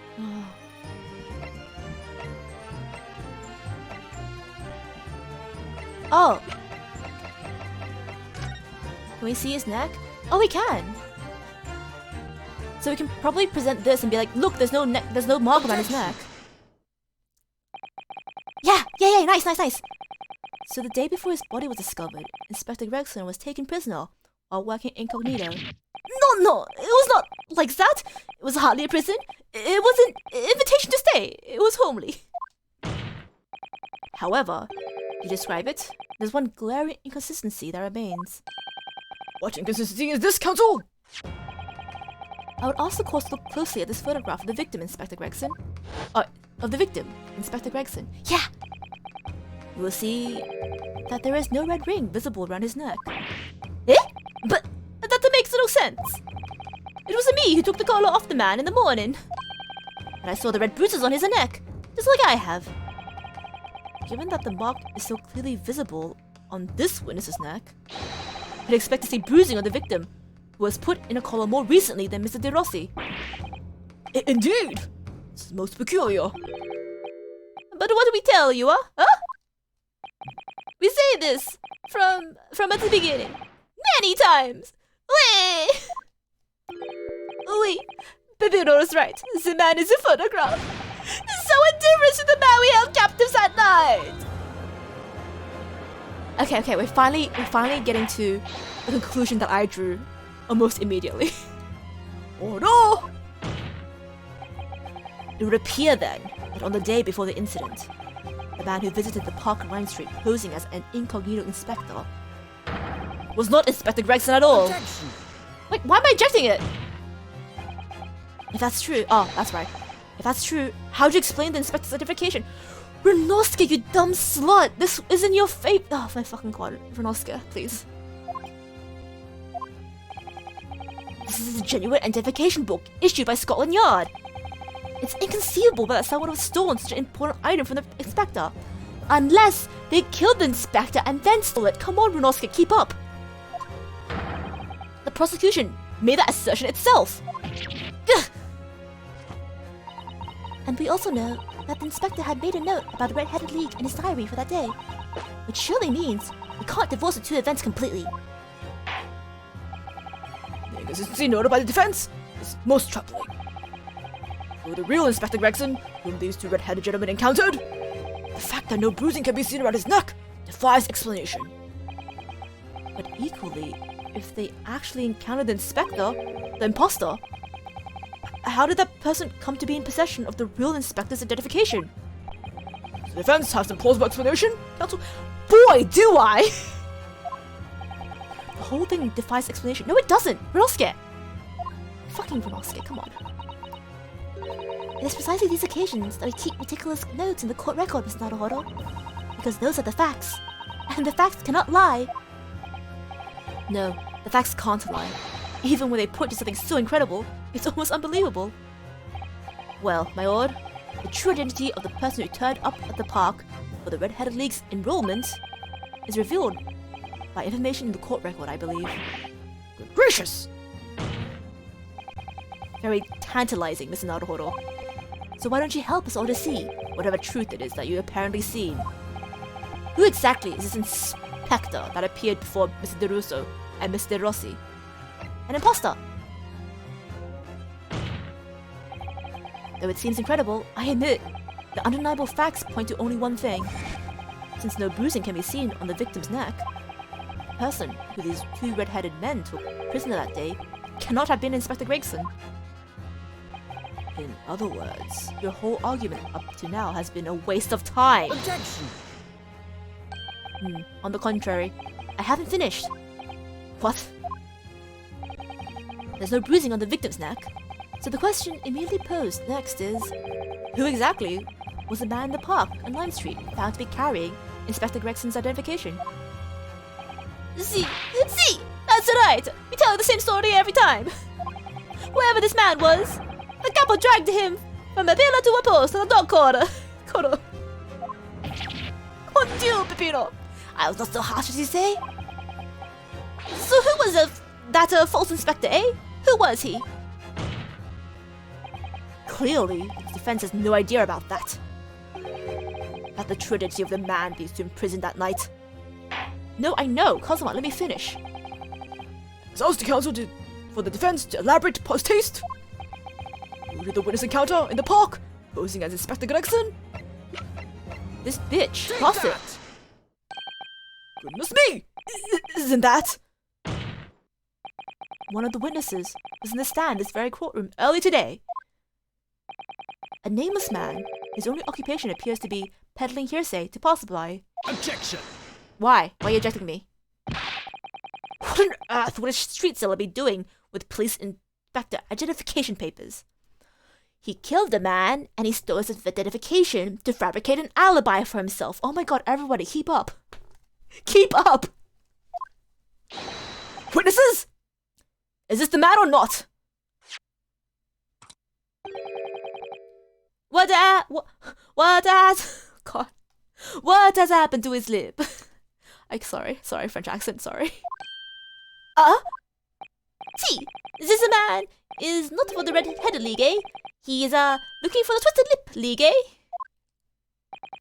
Perhaps rather than making such rash claim next time, you should bite your lip instead. It seems improbable, yes, but one undeniable fact remains. During his testimony earlier, I noticed something around the man's neck. A red ring of bruising. Eh? What? Wait, how did you guys not notice? The defense demands that Mr. Gossip be brought back to the stand. Yeah. Finally, now we're going somewhere. Oh, fucking god. Oof! Bring the aforementioned witness back to the courtroom! Immediately! Okay, we're finally getting somewhere. Holy shit. Oh my gosh, I have so much to... see, there it is! See? It's the exact same! Well, I never! Wait, let me... Oh wow, he gets talking about... Damn, you guys sure can take your liquid. Your liquids? Your liquors! That's quite nice. He's Italian and he does the fucking Mario jump. Right, Ida? Doesn't he have literally the most, like, caricature of an Italian? He's me, Mario! Oh, god. Peppermint vodka sounds so tasty. Peanut butter whiskey also sounds pretty nice. But like, that's a very high alcohol level you guys are talking about. 60, 62, 42, 50, 55? That's so high. Doesn't it get into like rubbing alcohol like levels? Doesn't it just taste like rubbing alcohol? They're not very tasty then. I'm only into like tasty liquids, not into untasty liquids. We're right back. Okay, we'll see you soon, Misty. Bye bye. Man, like I'm not into drinking paint at all, you know? Well, I never. An undeniable ring of bruising indeed. And identical. That of the witness beside him. Now what's going on here, eh? I was at this, me. It's a birthmark, isn't it? A birthmark, you say? I assume the reason you've been recalled to the stand has been explained to you.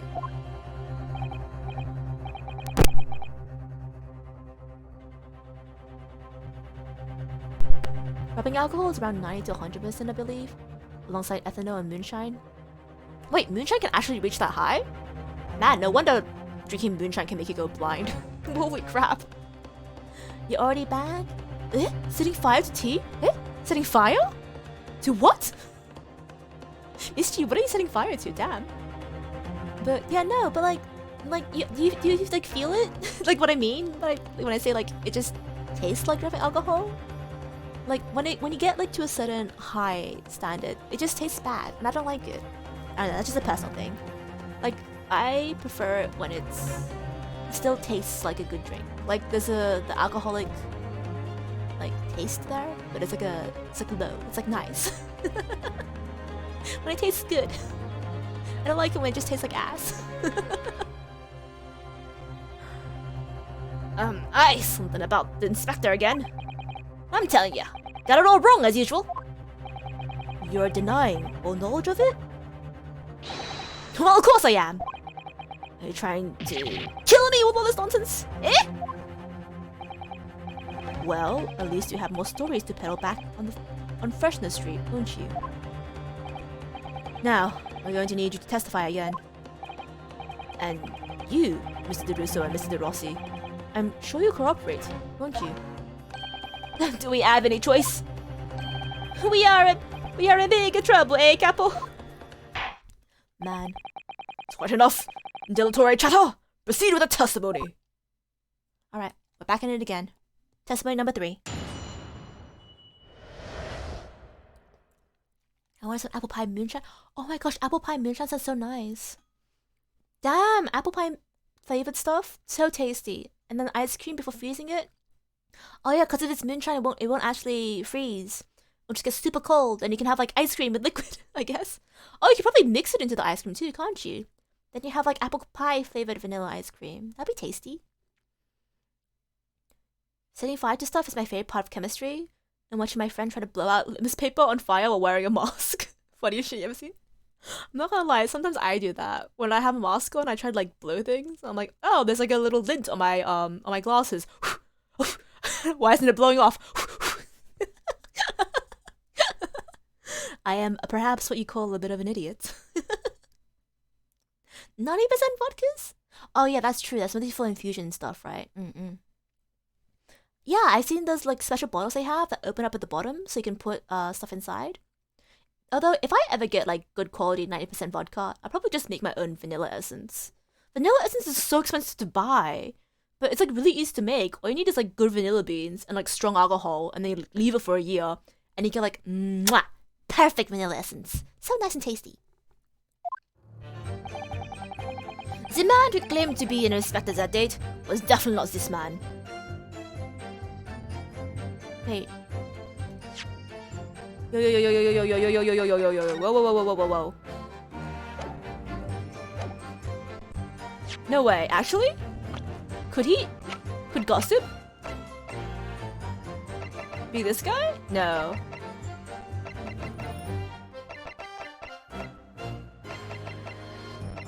No. I guess they look too different.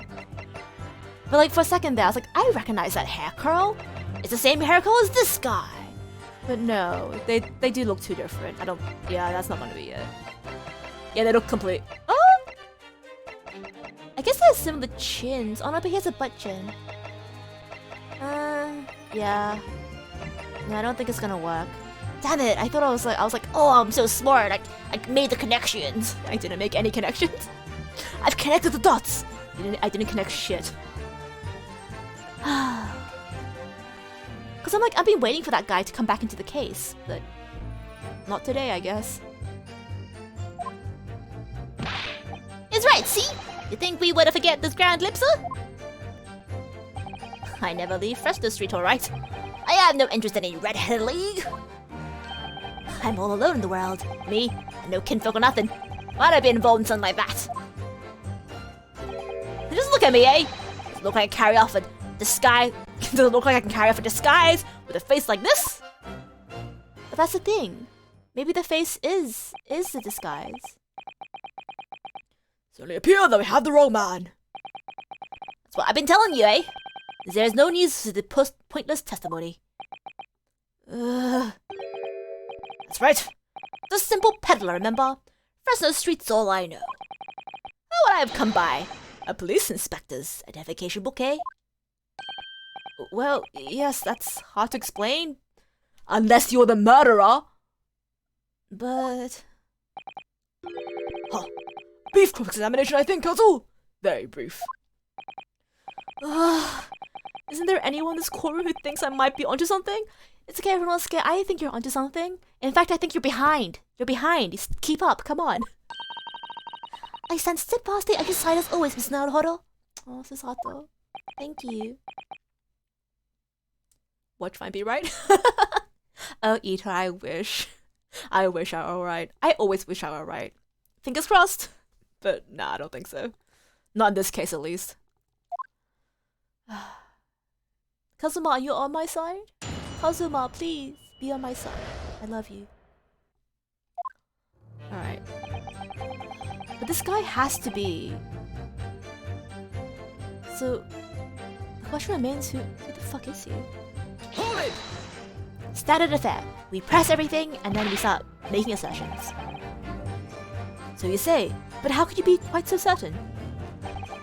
There is no need to hurt your hands on the desk, monsieur. Surely the reason is obvious, no? Because I have never before seen zips like this. Lips like this. Nevertheless, there's a clear red mark around Mr. Gossip's neck. It looks very much like that left behind on the neck of your colleague by your prize collar. Mon Dieu! Switch your words. With your words, it is like you tried to wring my neck. It does look very much like my neck, though, eh? I'm pretty sure that everyone just hates the main protagonist of the Ace Attorney games. Everyone does treat the protag, like a doormat. Like almost every single one. Phoenix was treated like a doormat. Apollo Justice was treated like a doormat. And here Renosuke is being treated like a doormat. R.I.P. man. Damn, king shaming him in court so casually though. Right? I mean, to be fair, this is the early 1900s, early 20th century, so they were much more conservative back then. Although I did hear they were quite wild back in the Victorian times. No, this is a birthmark, lad. The biggest lips in London and neck to die for. Aye, it broke the mold when they made me. It was the first time in my life. I feel lucky to have been born with red hair. And I thought being Japanese made you stand out in London. So you maintain that you've never seen this man before? Oui. Oh my god, we just googled this. C'est what? What's it again? C'est chou? C'est ça! Sassy so god. Got French mixed up with Japanese, started going off random sauce sounds. C'est ça! My bad. Oui, c'est ça. I swear it by the flames of my hair. Ça, yes. Thank you, Daddy Tiefling, for remembering. Gosh, my memory really is something to be, something lacking, isn't it? Sophia's pride hasn't outgrown the frustration with your hair now, has it? Well, you know, I think you should be proud of your quirks. And so I think you should be proud of his red hair. It's nice. It's right, see? You think we would forget his grand lips, huh? See, that's the thing. If I were to disguise myself, I would choose something rather than like either completely average or something that completely stands out.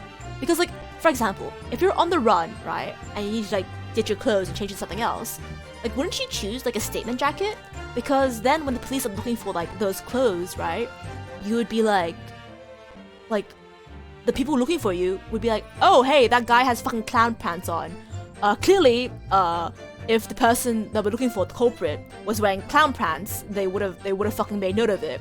So clearly, this guy wearing clown pants can't be our guy. And then meanwhile, me in my clown pants are like, making my getaway with my clown pants. Okay, maybe that was a bad example, but but you get my logic, right? Do you understand my logic? Objection, hearsay? Yeah, Miss G, I do feel like they do go on hearsay a lot, especially the prosecution. Hold it! All right, let's see. Let's keep pressing. Well, yes, I don't imagine I'd forget those lips in a hurry either. That is what I am saying. For some reason, it makes you want to eat. How did Fabian call it? An eclair. You know, I've never seen the hair as black as yours before either. Likewise, I've never seen red hair like yours until I came to Britain. See, maybe it is a national trait, eh? Maybe all the people from this man's country have grand lips. No, lad. Born right here in Fresno Street. I've never left. Ugh. This is the problem, see? So you definitely didn't go to Puck on Lime Street that day, Mr. Gossip? How many times do we want to say it, eh? The police were made the clowns that day. Yes. In my analogy, absolutely. Don't worry, Vines, I got you in your sexy clown shoes. Me, my big honking clown shoes.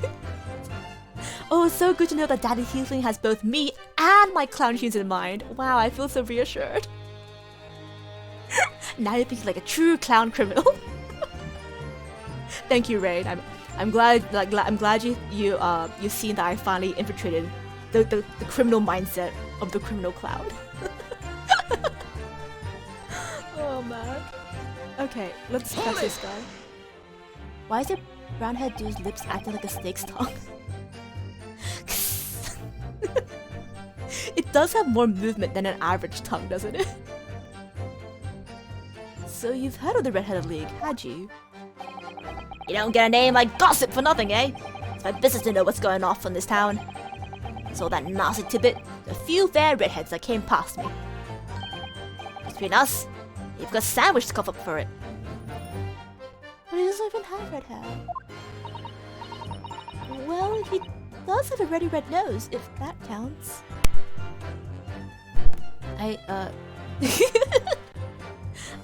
Yeah, I guess. Act like a true father. The bigger the clown shoes, the better for stepping in. Yes, bigger the... No, I feel like the bigger the clown shoes, the worse for walking, right? It becomes tripping hazards. Sorry, I have like a burp stuck in my throat. So excuse me. Who knows? But as you can see, my own hairstyle got a hint of red in it. In any case, Fresno Street's my patch. You won't catch me sliding off to some other part of town. No, sir. So. Oh, not likely? Excuse me. Excuse me, sir. Mr. DeRusso. Oui? Can I help you? Did Mr. Gossip's words just now lead you to remember something relevant, perhaps? It was the other day when I was looking for a place near the park. A small house or something. To be the headquarters of your Red-Headed League, yes. I visited an LZ agent on Lime Street, and there I saw him. Gossip? This man was paying money to the agent. What? Mr. Gossip? With the housing agent? With the housing agent? On Fresno Street. Huge. Wait. Is that face a mask? Is that Gregson's face mask? Wait. Wait. Oui. He had some kind of contract in his hand, and they were clearly discussing terms. But no, you're mistaken, chum! I never left Fresno Street. Me, like I said before? You mistake me for someone else. Someone with the same face. Yeah. Mask? No, the cap was right. I remember it too. He wasn't playing the man with the banknotes. With notes? Like I said, it wasn't me. I was curious why this man with the dirty clothes that has such a money. So I looked at the name of the papers. Hugh Bone? And what was the name that was written? Mr. Gossip? No. This a man, he lies. Guilty, he has an old name. But in fact, his name is... Fucking knew it! Oh my god. Vindication! Wait, shit, is it actually a face mask? Oh my gosh. Wait, then it's Gregson's fake face mask? Oh my god. Oh my god, guys. Don't know if you also realize, but it seems like the horns when you think you're a vampire. No. Vampires take things. I give things. I give cringe. You're paid to bite. I mean, it will be painful. I don't know why you would want to. Why is he so shocked? It's like he doesn't realize people buy houses. Rain's fucking... Yeah, everyone's fucking... Right? Like, oh my god. Hugh Bone? That's fucking right. I can't believe it. Wait, then how do we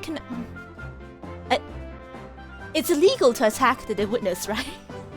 It's illegal to attack the witness, right? I want to go and rip his face off. That and Mr. Gossip, I think, see?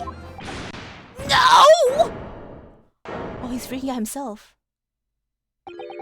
I'm a peddler of tidbits of information, like I said, on Fresno Street. And that's that. I don't much like folk talking about my personal life.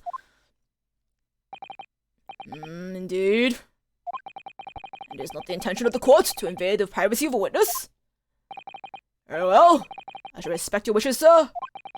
The aforementioned name shall be redacted from all court records of this trial. Assuming no objections. Objection! Immediately objects. I'm sorry, my lord, but the defense does object. Because the name just mentioned has a very deep significance to this case. Gracious! Do you similarly object, Prosecutor Asogi? As it happens, my lord, that particular name has already been mentioned during today's proceedings. Well, I never! In what capacity? Hugh Bone. Boone. The name is the leaseholder of the room. It's Gregson's alias. Let me put this very simply. The victim's body was discovered in your rented room. You got a connection? Oh, that's how you connect it back. I suggest, sir, just start talking. Well, alright. I suppose it might be the case, eh? Why the fuck is so casual about it? Dang. So your real name is Hugh Bone? Boo? Well, just between us. I don't like to blow me own trumpet, but there's no finer peddler of tidbits in town. So I happen to be able to afford a grubby little room in the falling down backstreet townhouse. You do? Once every 6 months, I go and pay the rent to the agent on Lime Street. I remember it now. Those two vulgar redheads there in the time. If either of us is the vulgar, it's not to me. Think again, Peppino. Why didn't you bring this up before? It's like I told you already. I don't like talking about my personal life. I'm a tidbit peddler, as far as everyone else is concerned. No fuss. You update testimony to include this most surprising revelation, Mr. Bone. If I must. So the leaseholder Scotland Yard's been looking for since the body was discovered has been here under our noses all along. I don't... I guess he has to keep lying in order to keep up his original lie, right? Because he can't tell the truth. Oh man. It's... How do I can't rip his... Like, I don't think prosthetics in the 1900s is even that good, right? Maybe this is his face. Maybe I'm just being mean. Hold it! I'll just keep pressing. So, you live in that room, presumably, do you? No, I don't live there. What do you think? No bed is there. Just a desk. Then why would you want to rent it? Well, I don't think I should have to say, really. Then how about the notice board in there? Which was covered from top to bottom in confidential documents. Only the police should have access to. No, that was not mine. The inspector must have brought it along. The only other bits and bobs that belong to me?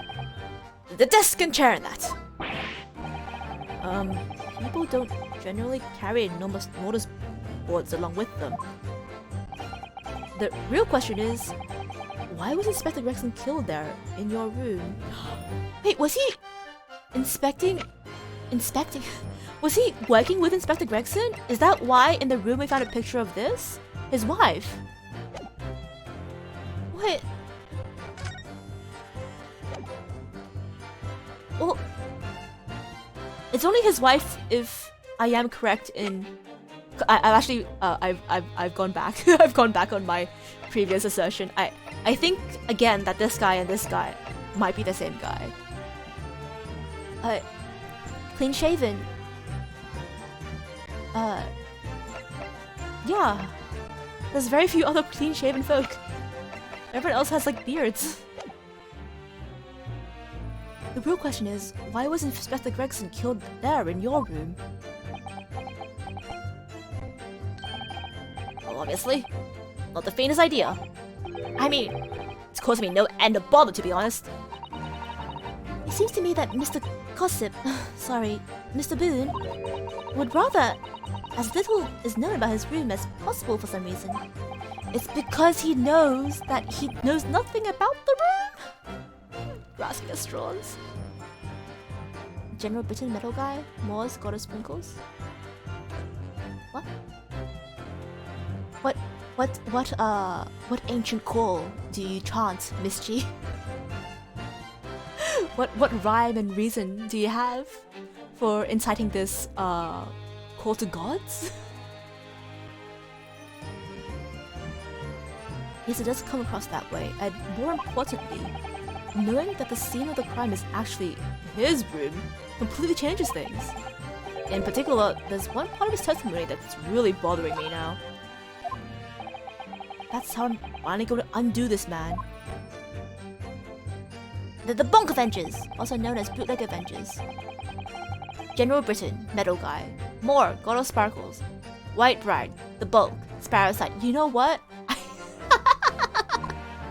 Yes. The Avengers. The Avengers. The Avengers coming back. The Bonk Avengers. Cursing at looking Booba? Misty, the Booba peddler, was cursing Daddy Tiefling for looking at Booba? Oh, sorry, my bad. Other Booba. Only one Booba allowed. You know what, Misty, that's so absolutely right. Also, Arachnakid and White. I feel like Arachnakid might actually be a superhero somewhere. And General Brit.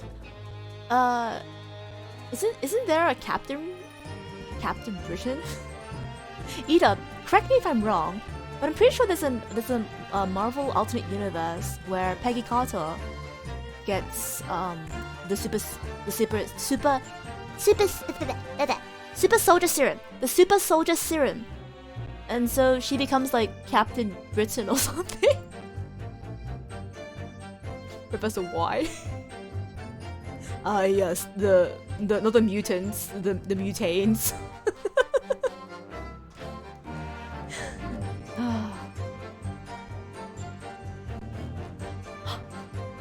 I've all alone the world me, no kinfolk, nothing. Oh, can we use this to tie him back to the Wait, let me press this first. Hold it! You mean you have no family? No, none at all. So I spend my days in Fresno Street, peddling tidbits to passers-by. Hoping, just between us, that is, that eventually, someone else with lips like mine will come along. Can I be Captain Britain? Oh, it's Captain Carter. Oh, my bad, my bad. There's the Catherine Wolverine, but a cat. I mean, Wolverine's an actual animal, so it'd be like the badger instead. Badgers are kind of scary though. This is cute something over what? I'm glad my inability to read can be construed as cute. Fantastic Four. Oh, there's a Sinister Six actually in Spider-Man, but they're the bad guys. I feel like numbers are very overdone in comics.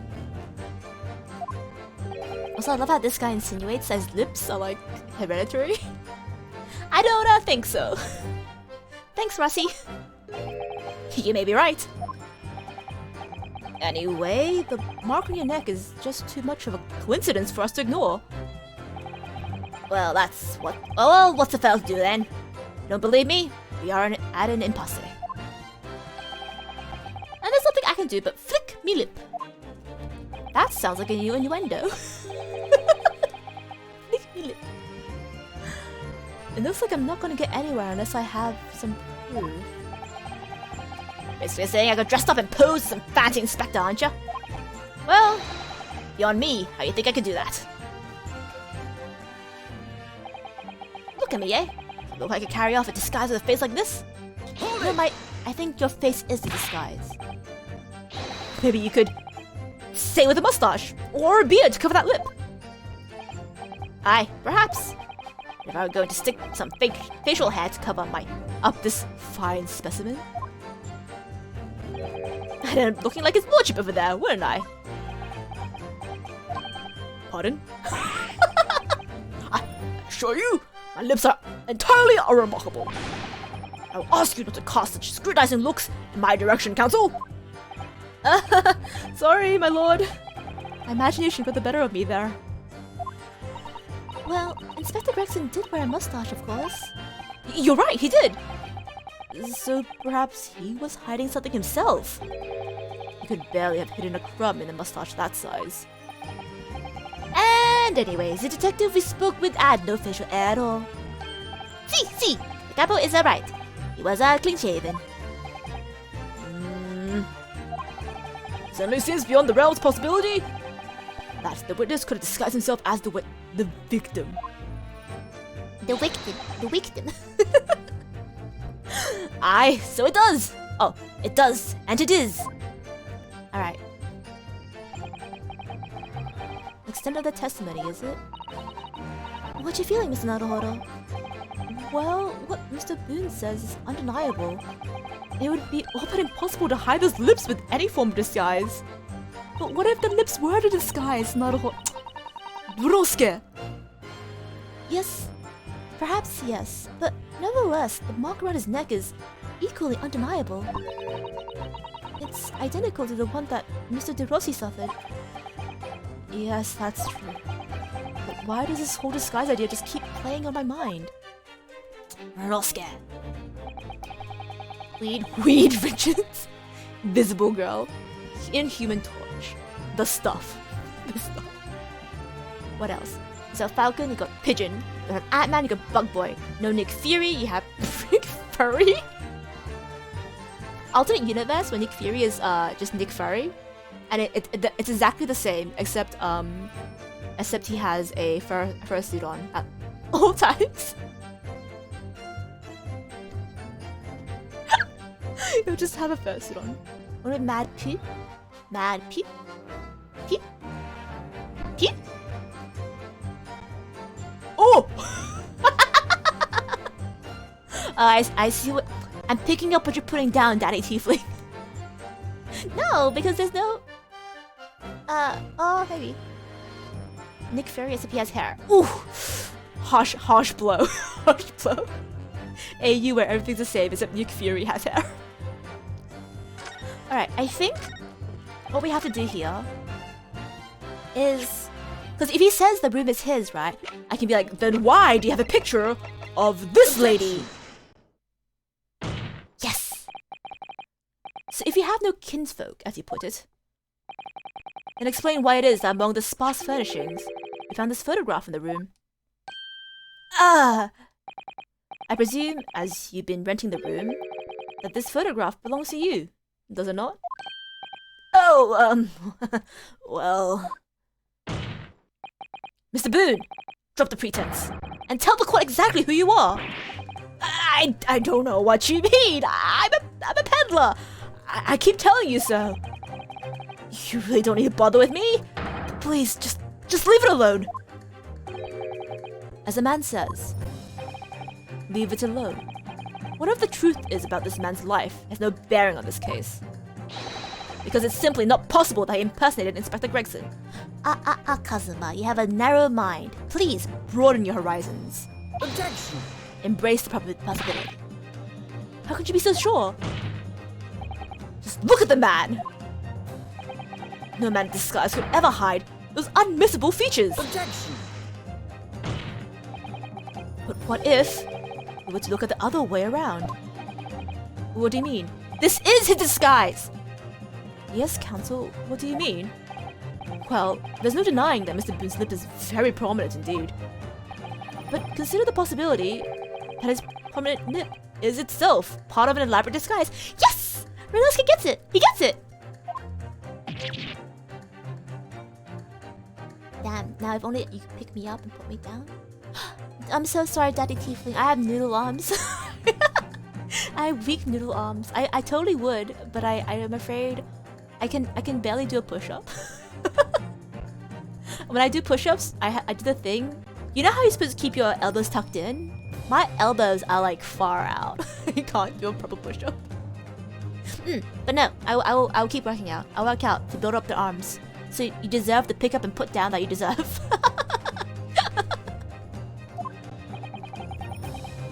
Then hiding that prominent feature, in other words, revealing his true face, would make an utterly impenetrable disguise. Wouldn't you agree, Mr. Hugh Boone? Yes! Renosky gets it!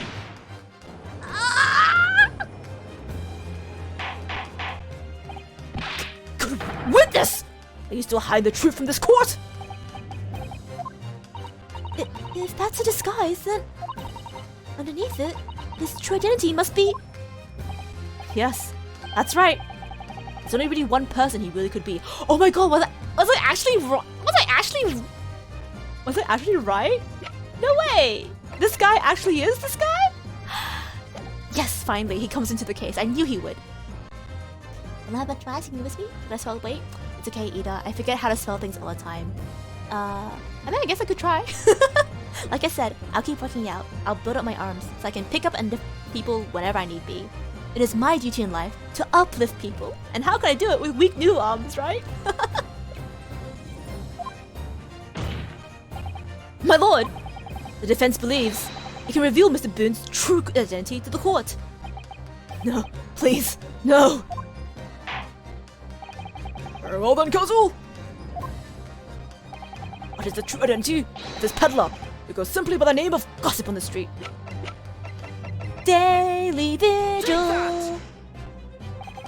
Your real name is actually Mr. Vigil, isn't it? Mr. Daily Vigil? I don't recall that name, counsel! Who is this Mr. Vigil? It's a name I encountered yesterday, my lord. It has to do with a certain client of Sherlock Sholmes. A young gentlewoman came to the detective asking him to locate her missing husband. A woman in this photograph, in fact. This is Mrs. Vigil.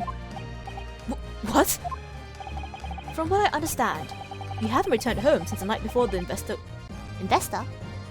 inspector was found dead. 'Cause he was tied up to a bedpost with a dog collar. That's why he couldn't return home.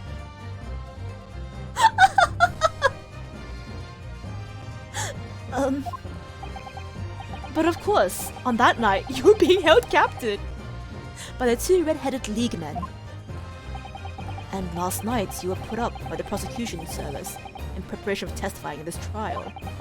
Because we've been led to believe that you, Miss Venus, and Mr. Sandwich were all homeless. Being important witnesses in this case, we need to know that where we could find you, of course.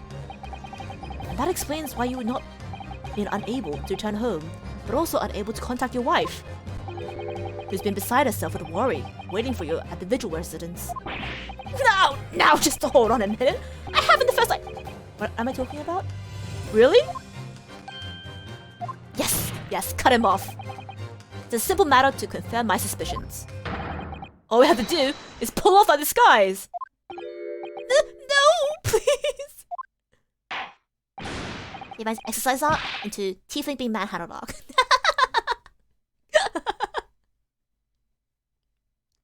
I mean, I guess. I'll do a One Punch Man exercise regime and become super buff. I'll lose all my hair. I'll become super bald, but I'll be able to lift you with just a finger. That's what we want, right? Beowulf, bring soap, a sponge, and a washbowl at once. Mr. De Rosso and Mr. De Rossi, you restrain the witness. Oh my gosh! Oui, my lord. Si, my lord. Ah! Oh my gosh! No, stop! Get off! Oh my fucking god! Don't! Wow, I really forcibly just dunked this man in court, didn't we?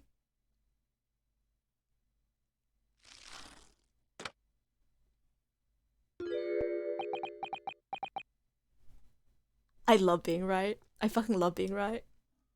It's been so hard keeping quiet, especially when you doubted you were right. Oh my gosh. Rain, you're so correct. I should have doubted. Told you so. You know, you're also correct. I shouldn't doubt you either. Giga brain. Drawn on butt chin. The longer you live in your country, the less you start to like it. Only good thing you could think about this place's food. Yeah, what happened? Well, I missed you. If you just come back, you've come back at a great time. We've just revealed this guy to be a fraud, a liar and a fraud, with a disguise. Look at him. This is his true face.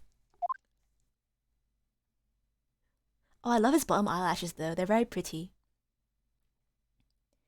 Yeah, the dude with the snake lips has been apprehended because we think that maybe he was the one who perpetrated the actual crime. And the snake lips were a lie. Well, we are now seeing your true features, I presume. What? Wait, they just... What? They had just clothes for him as well? What the hell? Where were you keeping those? What the hell? You're just trying to dodge playing alimony? No, he's still married actually, he's not divorced. Get rid of his worm hair, give him a good haircut. Might actually be good looking. I think he's cute. I think his curls are cute. I mean, they're a very unique feature. They're the unique feature that had me cottoning on to the gossip and vigil connection. So I should thank him for his distinguishable curls. Lift your head, sir, so the court can see your face. Did you change in the courtroom? That's kind of weird. This fat mad ass. Oh yeah, now we need to check if his dump truck was also a disguise. Or if he actually does have a dump truck in real life. It would appear the defense counsel's assertion was entirely correct. It's been a very elaborate deception. So, let us tell the court. Have you seen this man before? I don't believe it, but... See! There is no question. This isn't the inspector we saw in the park. Extraordinary. Oh, he lost his dump truck ass. A fucking failure. SMH. On the day of the Red-Headed League enrollment, the man claiming to be Inspector Gregson, who appeared before Mr. De Rosso and Mr. De Rossi in the park, was you, disguised as an inspector. Or rather, it was you posing as an inspector in no disguise at all. Mr. Mr. Vigil was formerly employed as the chief warder at Barclay Prison. The chief warder? Your career has promise. Why would you quite possibly have become... why you would have quite possibly have become the future governor of the prison? What on earth have you been doing peddling tittle-tattle on Fresno Street? Well, it's been 10 years since Mr. Vigil worked at the prison. 10 years. The truth comes out. I'm really dreadfully sorry about all this. Yes, it's true. I am Daily Vigil. And you were chief warder at Barclay Prison 10 years ago.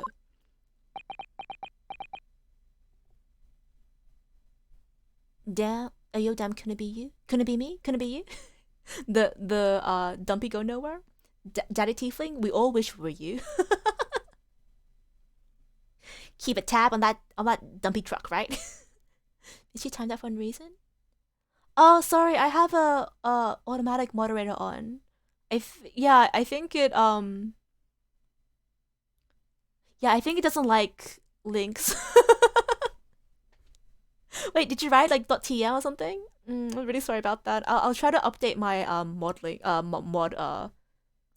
rules or parameters. I don't know. It's an automatic thing. Sorry, Misty. So where did Mr. Hugh Boone come from? Huge Bone. Boone is the other me. It's a name I invented. Well, evidently, there's a great deal under the surface here.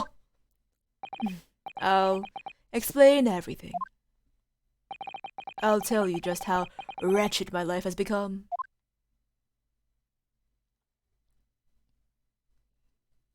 Okay. As you say, it was 10 years ago now that my employment at Barclay's chief warder came to an end. Having left the prison service, I searched for some new occupation by which to earn a wage. But times were hard in London, and I found no suitable engagement at all. In desperation one day, I turned my hand at selling wares at Fresno Street. But your wife appears to know nothing of this. She still maintains that you are the chief warder at Barclay Prison. I was utterly determined that my wife should not know of my failings, which is why I've never told her. I opened an account at the bank under the name of Hugh Boone, and I rented the cheapest room I could find on Fresno Street. The scene of the very crime we're investigating. Yes, that's right. A place from which I could emerge every morning at 8 as a squalid peddler, and transform myself back every evening at 5 into a well-dressed man about town before returning home. That quickly became my daily routine. It's pretty astounding he was able to maintain his well-to-do lifestyle as a peddler. Like, damn. Accidentally pressed a full stop instead of a space bar, and the bots think it's a link. Aw, sorry. Recalling the judge method. It's okay. I'm sure the next judge you have will be just as much of a gem. I was puzzled by the lack of furniture in the room. But that explains it. But why on earth didn't you just tell us this in the first place? I have a wife, sir, and 2 sons. And without wishing to sound self-conceited, they regard me with some pride. I couldn't bring myself to disappoint them. I mean, this is a closed court. They wouldn't have known. So instead, you decide to conceal your occupation from them? Yes. I've made such a terrible mess of everything. Still, one thing doesn't add up. No matter how many tidbits of information you could sell to passing gentlemen, even at 6 pence apiece, you couldn't hope to match the salary you must have commanded as chief warder at prison. That's what I said! Very true! You've kept your family in comfort, despite 10 years of somewhat misbegotten employment. What else did you do? Assassinations? It was all thanks to Inspector Gregson. What? Inspector Gregson? What? It was some years after I invited Boone and invented Boone and begun my other life as a street seller. He, the inspector that is, recognized me one day. You mean to say the victim was an acquaintance of yours? And you killed him. I knew him from my time working at the prison. When he saw what I'd become, he was deeply troubled for me and my family. And from that day forward, he visited me on Fresno Street with increasing regularity. Then one day, he asked me if I would carry out a secret assignment for him. A secret? What was it? I was to impersonate the inspector. What? Impersonate him? Oh, he's trying to concoct a reason for why he pretended to be the inspector, I'm assuming. We always met in that little room so the inspector could brief me. Visit Or's crate tomorrow and take a statement from the proprietress. Oh. There's always something along those lines. Surveillance work, interviewing people. On those occasions, he would lend me his identification so people would believe who I was. My instructions were to make an impression, to let people know that Inspector Gregson had been at work. And for those services, he compensated me financially. Scotland Yard Inspector willingly relinquished his identification into your care with intention to deceive? I mean, I guess the best undercover work is work not done by you at all. That, as I'm sure I need not to point out, is a very serious criminal offense. But why? What was the point of you impersonating him? I truthfully do not know. All I can say is that the inspector warned me on numerous occasions. Now remember, Vigil, need your solemn word. Don't lie about this to anyone, alright? Ever.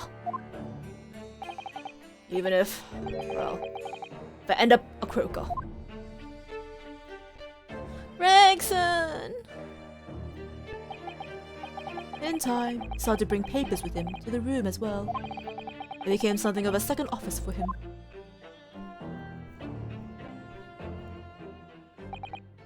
So in fact, the person who declared himself to be Inspector Gregson at the park on Lime Street was really... Yes, it was me, acting on the inspector's orders. As usual, I removed my Boone disguise, and then went as instructed to the park, armed with the inspector's identification book.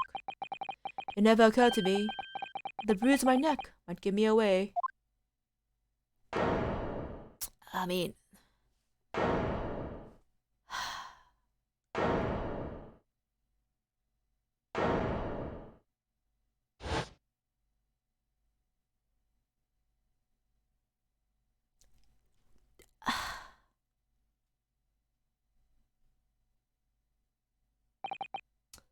Well, it would seem this confession completely destroyed the defense's case. Wait, what? What do you mean? Yeah, explain yourself, Professor Osogi! Prosecutor Osogi. My learned friend's assertion was as follows. The victim was killed on another occasion on the day before his corpse was discovered at the hands of these two red-headed League men when they imprisoned the inspector. Oh, shit. But no, that can't be. Oh my gosh. The pathetic slaps. After all, it wasn't the inspector who went to the park that day, it was me. Oh goodness. Finally, we have clarity. We had nothing to do with the murder of the inspector. And merci, monsieur le de la défense, for proving it. What? No, but we can still pursue the avenue of a Vigil being the murderer, right? Yesterday I learned that turtles can be fed earthworms. Yeah. Oh, and now a poor earthworm showed up in my dad's plants. The rest is currently happening. Well, yeah. I mean, yeah, turtles like they like earthworms as a snack, I'm pretty sure. So yeah. I wonder how he ended up in your like a pot plant or like a big plant. Cause yeah, worms are very good to have in soil. You're absolutely right, Daddy Tiefling. They make soil healthy, but a lot of pets also really like earthworms as a snack. So like, R.I.P. Mr. Earthworm. Pot plant. Yeah, that's so weird how I ended up in a pot plant, right? It's kind of cool. Order! Indeed, it appear that we have reached a de facto conclusion of sorts. These witnesses, no involvement in the murder of the victim. No! What about Vigil? As proven, somewhat ironically, by the defense. Ugh. I hereby call an end to the cross-examination! Wait, no, you, wait. Hold it. Wait, was that me? Kazuma? Pardon, my lord, but with your permission, I would like to pose one further question to the witness. Kazuma? What question, counsel? It concerns the event of 10 years ago. I believe you would have been present at the very significant execution that was carried out at the time. 10 years ago. The Professor case. Execution of the Professor. Genshin Asogi. I want to know exactly what your involvement was. Oh. Answer me, man! One moment, counsel! Is this related to the current case? No, it's not. You can't ask him that. Objection, irrelevant. Wait, naturally? Naturally? Eh, honey? It is the prosecution's belief that this case and the events of 10 years ago are inextricably linked. Where's your proof for that, buddy? Oh, wait, no. Wait, we have to agree. Because if we agree that the trial continues and the judge can't rule Van Zyke's guilty. Oh, yes! Does the defense concur, counsel? Yes, we concur, absolutely. Kazuma, you're not yourself. You're not as calm and collected as usual. Poor Kazuma-sama. No wonder he's acting this way.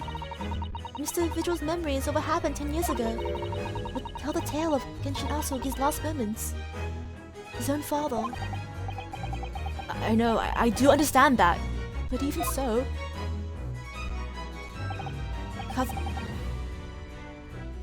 Prosecutor Asogi. Do you genuinely believe that this question requires an answer in order to learn the truth behind Inspector Gregson's death?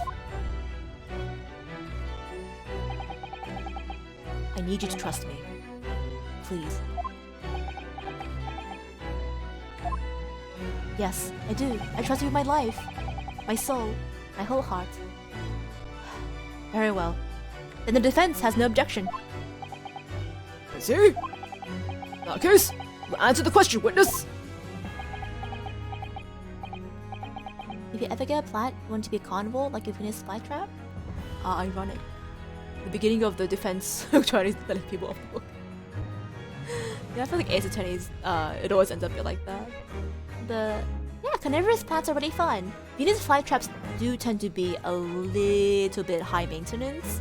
But like there are some like lower maintenance plants like sundews that are just as nice. I really like sundews, so I always advocate for them when I can. The truth is, I remember very little of that time. You've forgotten? I mean, to be fair, it was 10 years ago.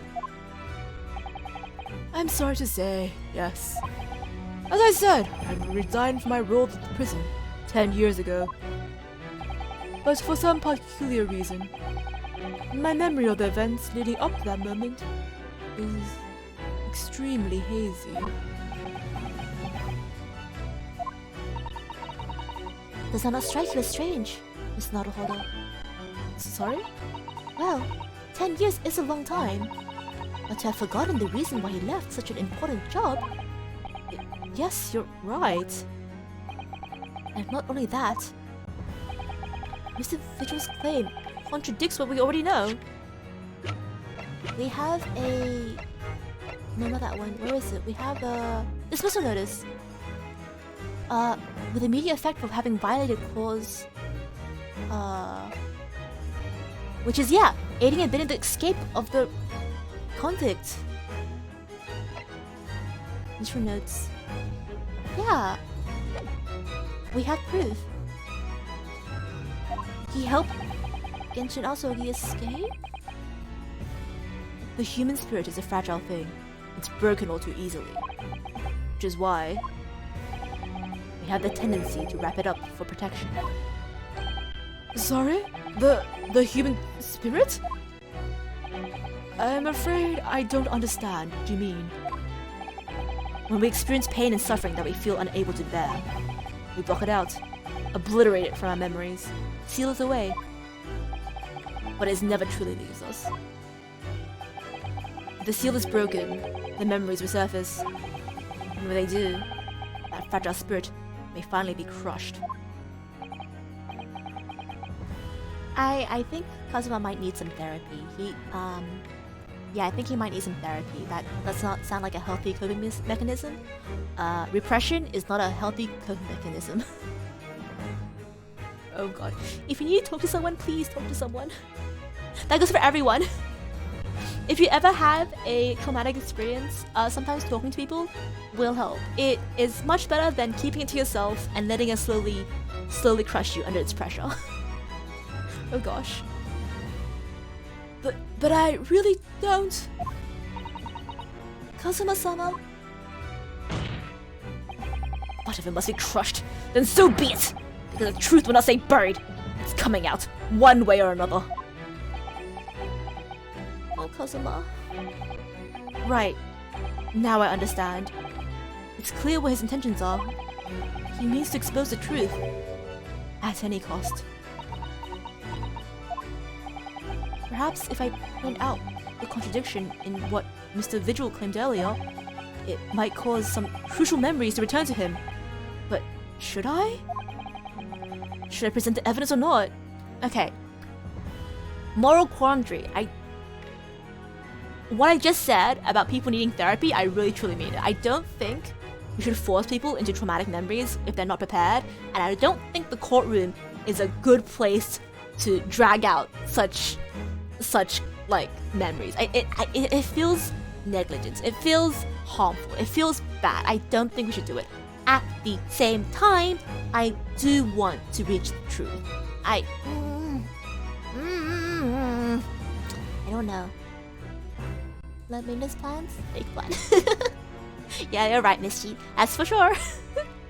Fake plans truly are the lowest of all maintenances. Do it!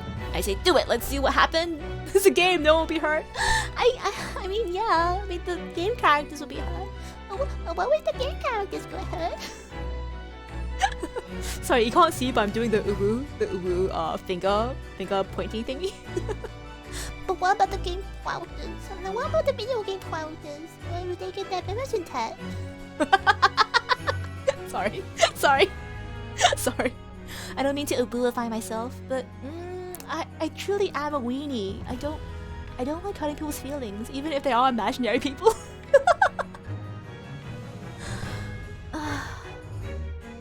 Because Kazuma is my best friend, and I do love him, but as a person to these, but what have the NPCs ever done to you? Do it! Oh,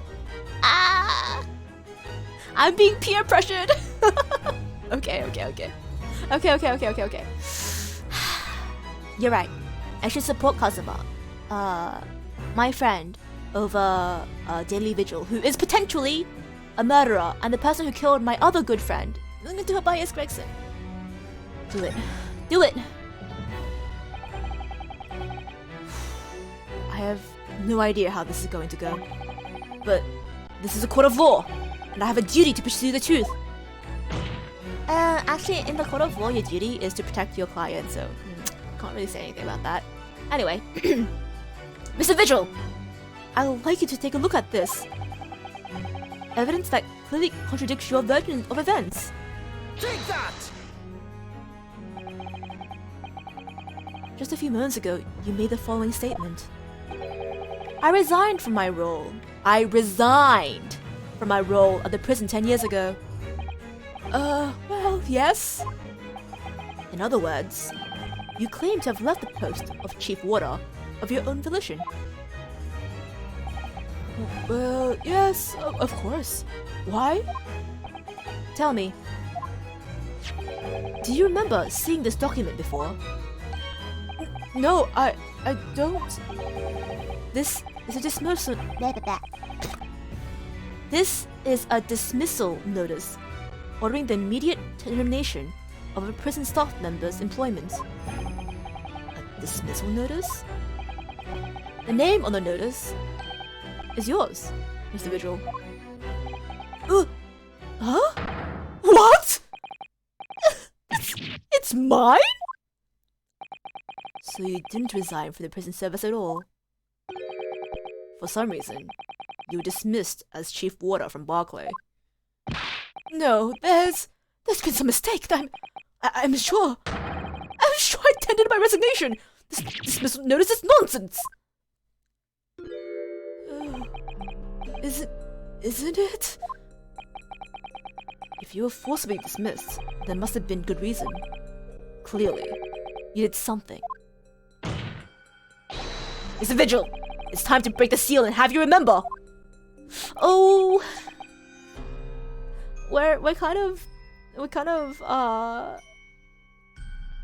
of harassing this witness. I feel kind of bad. What have the NPCs done to you? They walk so freaking slow. Oh, Mischi, is that so? The NPCs were too slow, so you made them you made their speed 0? I don't think killing them will make them faster. Yeah, truly, this is the reveal. Oh my gosh. We're badgering the witness. This is bad. Kazuma.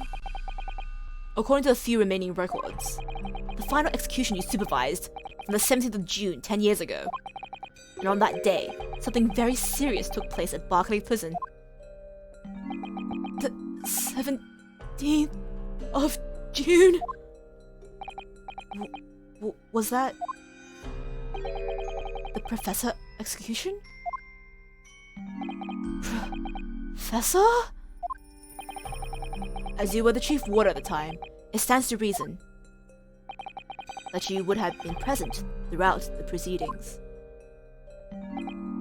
It does sound familiar. And yet, the execution never took place!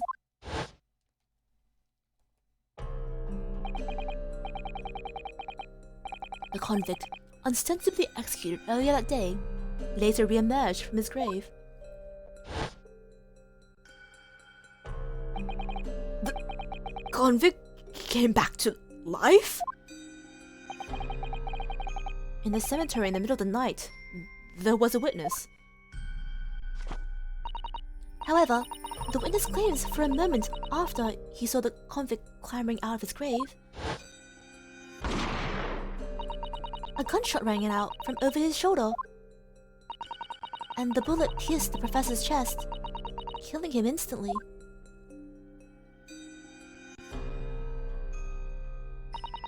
Those may have been the professor's actual last moments. Yes! Yes! Seeing as you were in charge of overseeing executions at the time, you must know the truth about what really happened.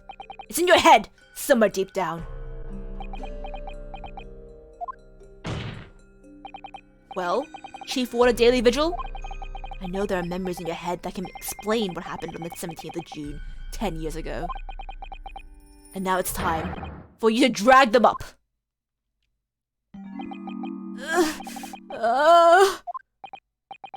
Mr. Vigil? If he has a mental break, it's not my fault. It's Kazuma's fault, okay? Yes, the whole prison. It was complete chaos.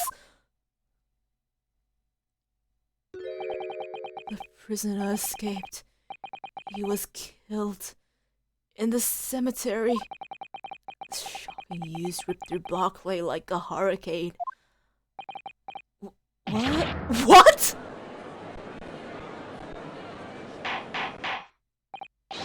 Order! Order! Do you mean to say, Mr. Vigil, that your memories of the time have returned? My head, it's like some floodgates have been opened. The images, the screams. Oh, my goodness. The papers. There were reports, articles about a man who'd seen a ghost. Yes, and Oktreba. But surely, the reports were exaggerated? No. There were traces at the scene. Traces of what? In Newgate Cemetery, at plot number 139. Blood. Lots of blood. That's where the man was buried, of course. Obviously, something terrible had happened there. Depths of the conspiracy and depravity from which this tale is emerging are quite staggering. I reviewed the police records at the time extensively. A thorough investigation was conducted by Scotland Yard to ascertain how the convict managed to escape in the first place. And the conclusion reached by the investigating team was...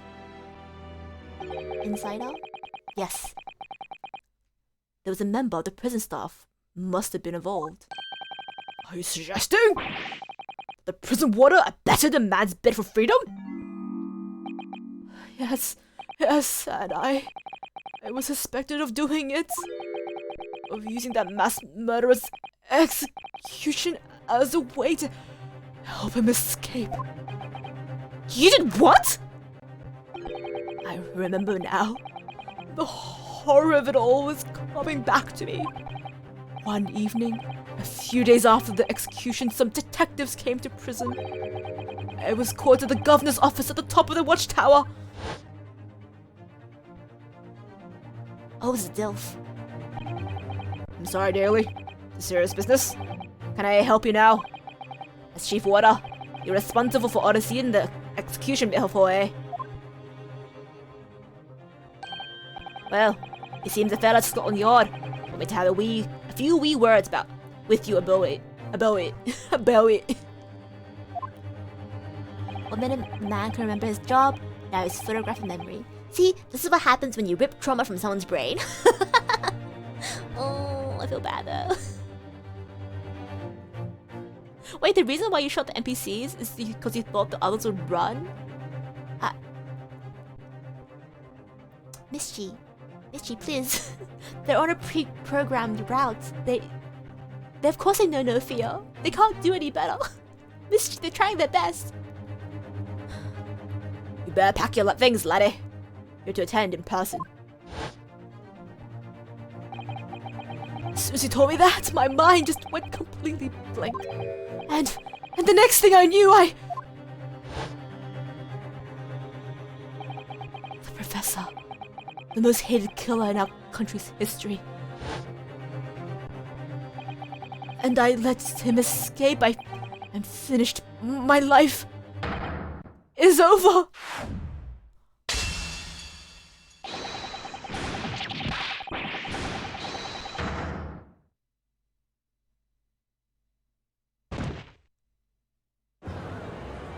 Okay, I said it before. If this guy has a mental break, it's not my fault. Kazuma, this is on you. Kazuma, this is on you. I said so, didn't I? If the guy has a mental break, it's not on me. Kazuma, this is your fault. Oh my fucking god. Order! Bailiff! Fetch a doctor at once! He needs some milk! I think he does. I think he needs a little bit more than milk. Court is adjourned for today with immediate effect. I warned you guys. I warned you. I fucking warned you, Kazuma. With Mr. Vigil's collapse, proceedings came to an abrupt end for the day. Once again overshadowed by the legacy of that notorious killer, appearing like a cursed ghost ship on a foggy ocean. Lord Van Zeeks, Mr. Vigil, Kazuma, and Gregson. Wait, it's pronounced Zeeks? Oh, I've been pronouncing it wrong this whole time. Damn.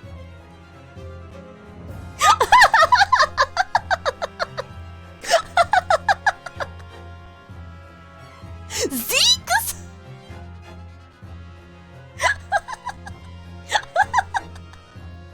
Okay, Zeke. Gotcha. It's Zeeks. Okay. Alright, my bad. My bad. All of them bound by invisible chains anchored to the same wreckage in the murky depths of the past. But the miraculous light that had been trying to cut through the gloom and shine on those tragic events was playing on the edges of the truth at last.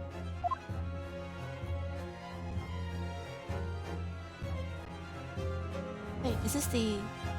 Oh, it is to be continued.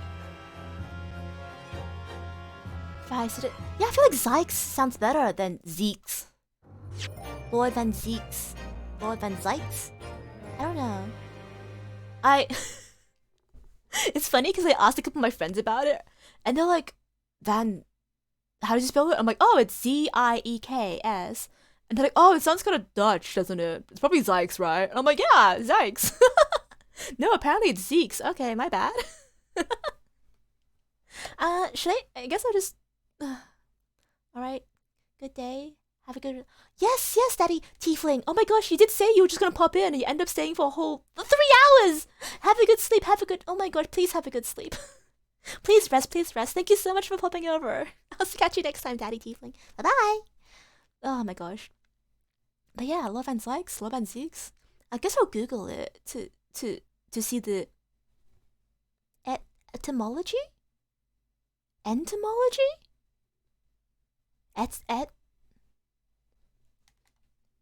Wait, I feel like entomology is the study of insects.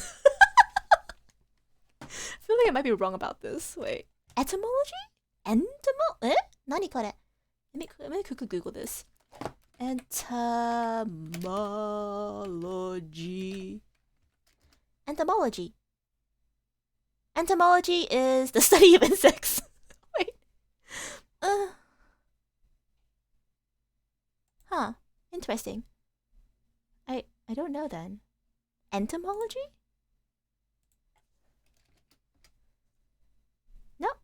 No, entomology is the study of insects. What am I thinking of then? So confused. Well, I guess we'll Google it next time. I guess I'll Google it. I'll do some research. Wow, yeah. Well, I guess this case would just keep on going. We're diving into the professor case now. We still haven't figured out who Gregson's killer is. Oh my gosh. Oh, Gregson, I wish you were here. Maybe you would help us figure what the hell is going on here. But good news, Mrs. Vigil. We found your husband. He might have killed a man, and we may have instigated a mental breakdown in him. So like, sorry, my bad. But at least we're getting him to a doctor at least. Okay. Yeah, that's just us for today, I guess. Oh, I guess I can raid a channel. Let's see. Oh, here, I have a couple of friends who are currently streaming right now. Would you guys like to look at some art? To make up for the lack of art, even though I have art in my name, I'd never do any art. Cookie Hunter. I hear they are Cookie Hunter and Miyuke's. ZEE-kuh-s is another Australian artist. They do amazing work. Oh my god, they're currently doing Yu-Gi-Oh work as well. Would you guys be interested in some Yu-Gi-Oh? Some Yu-Gi-Oh artworks? Yeah, looks like we can just be right back. So let's go up and say hi to me. They're very lovely. And incredible artists. They also drew, and I pretty sure they also drew and rigged their own model, like I did. But they're much more talented than I am. So yeah, let's go say hi. And well, that's it for today. I will be continuing this crazy case on Wednesday. So I will see you guys then. And as always, thank you so much for coming, hanging out with me, and joining me on this wild ride of a case. I will catch you on Wednesday. I'll see you guys next time. Bye bye.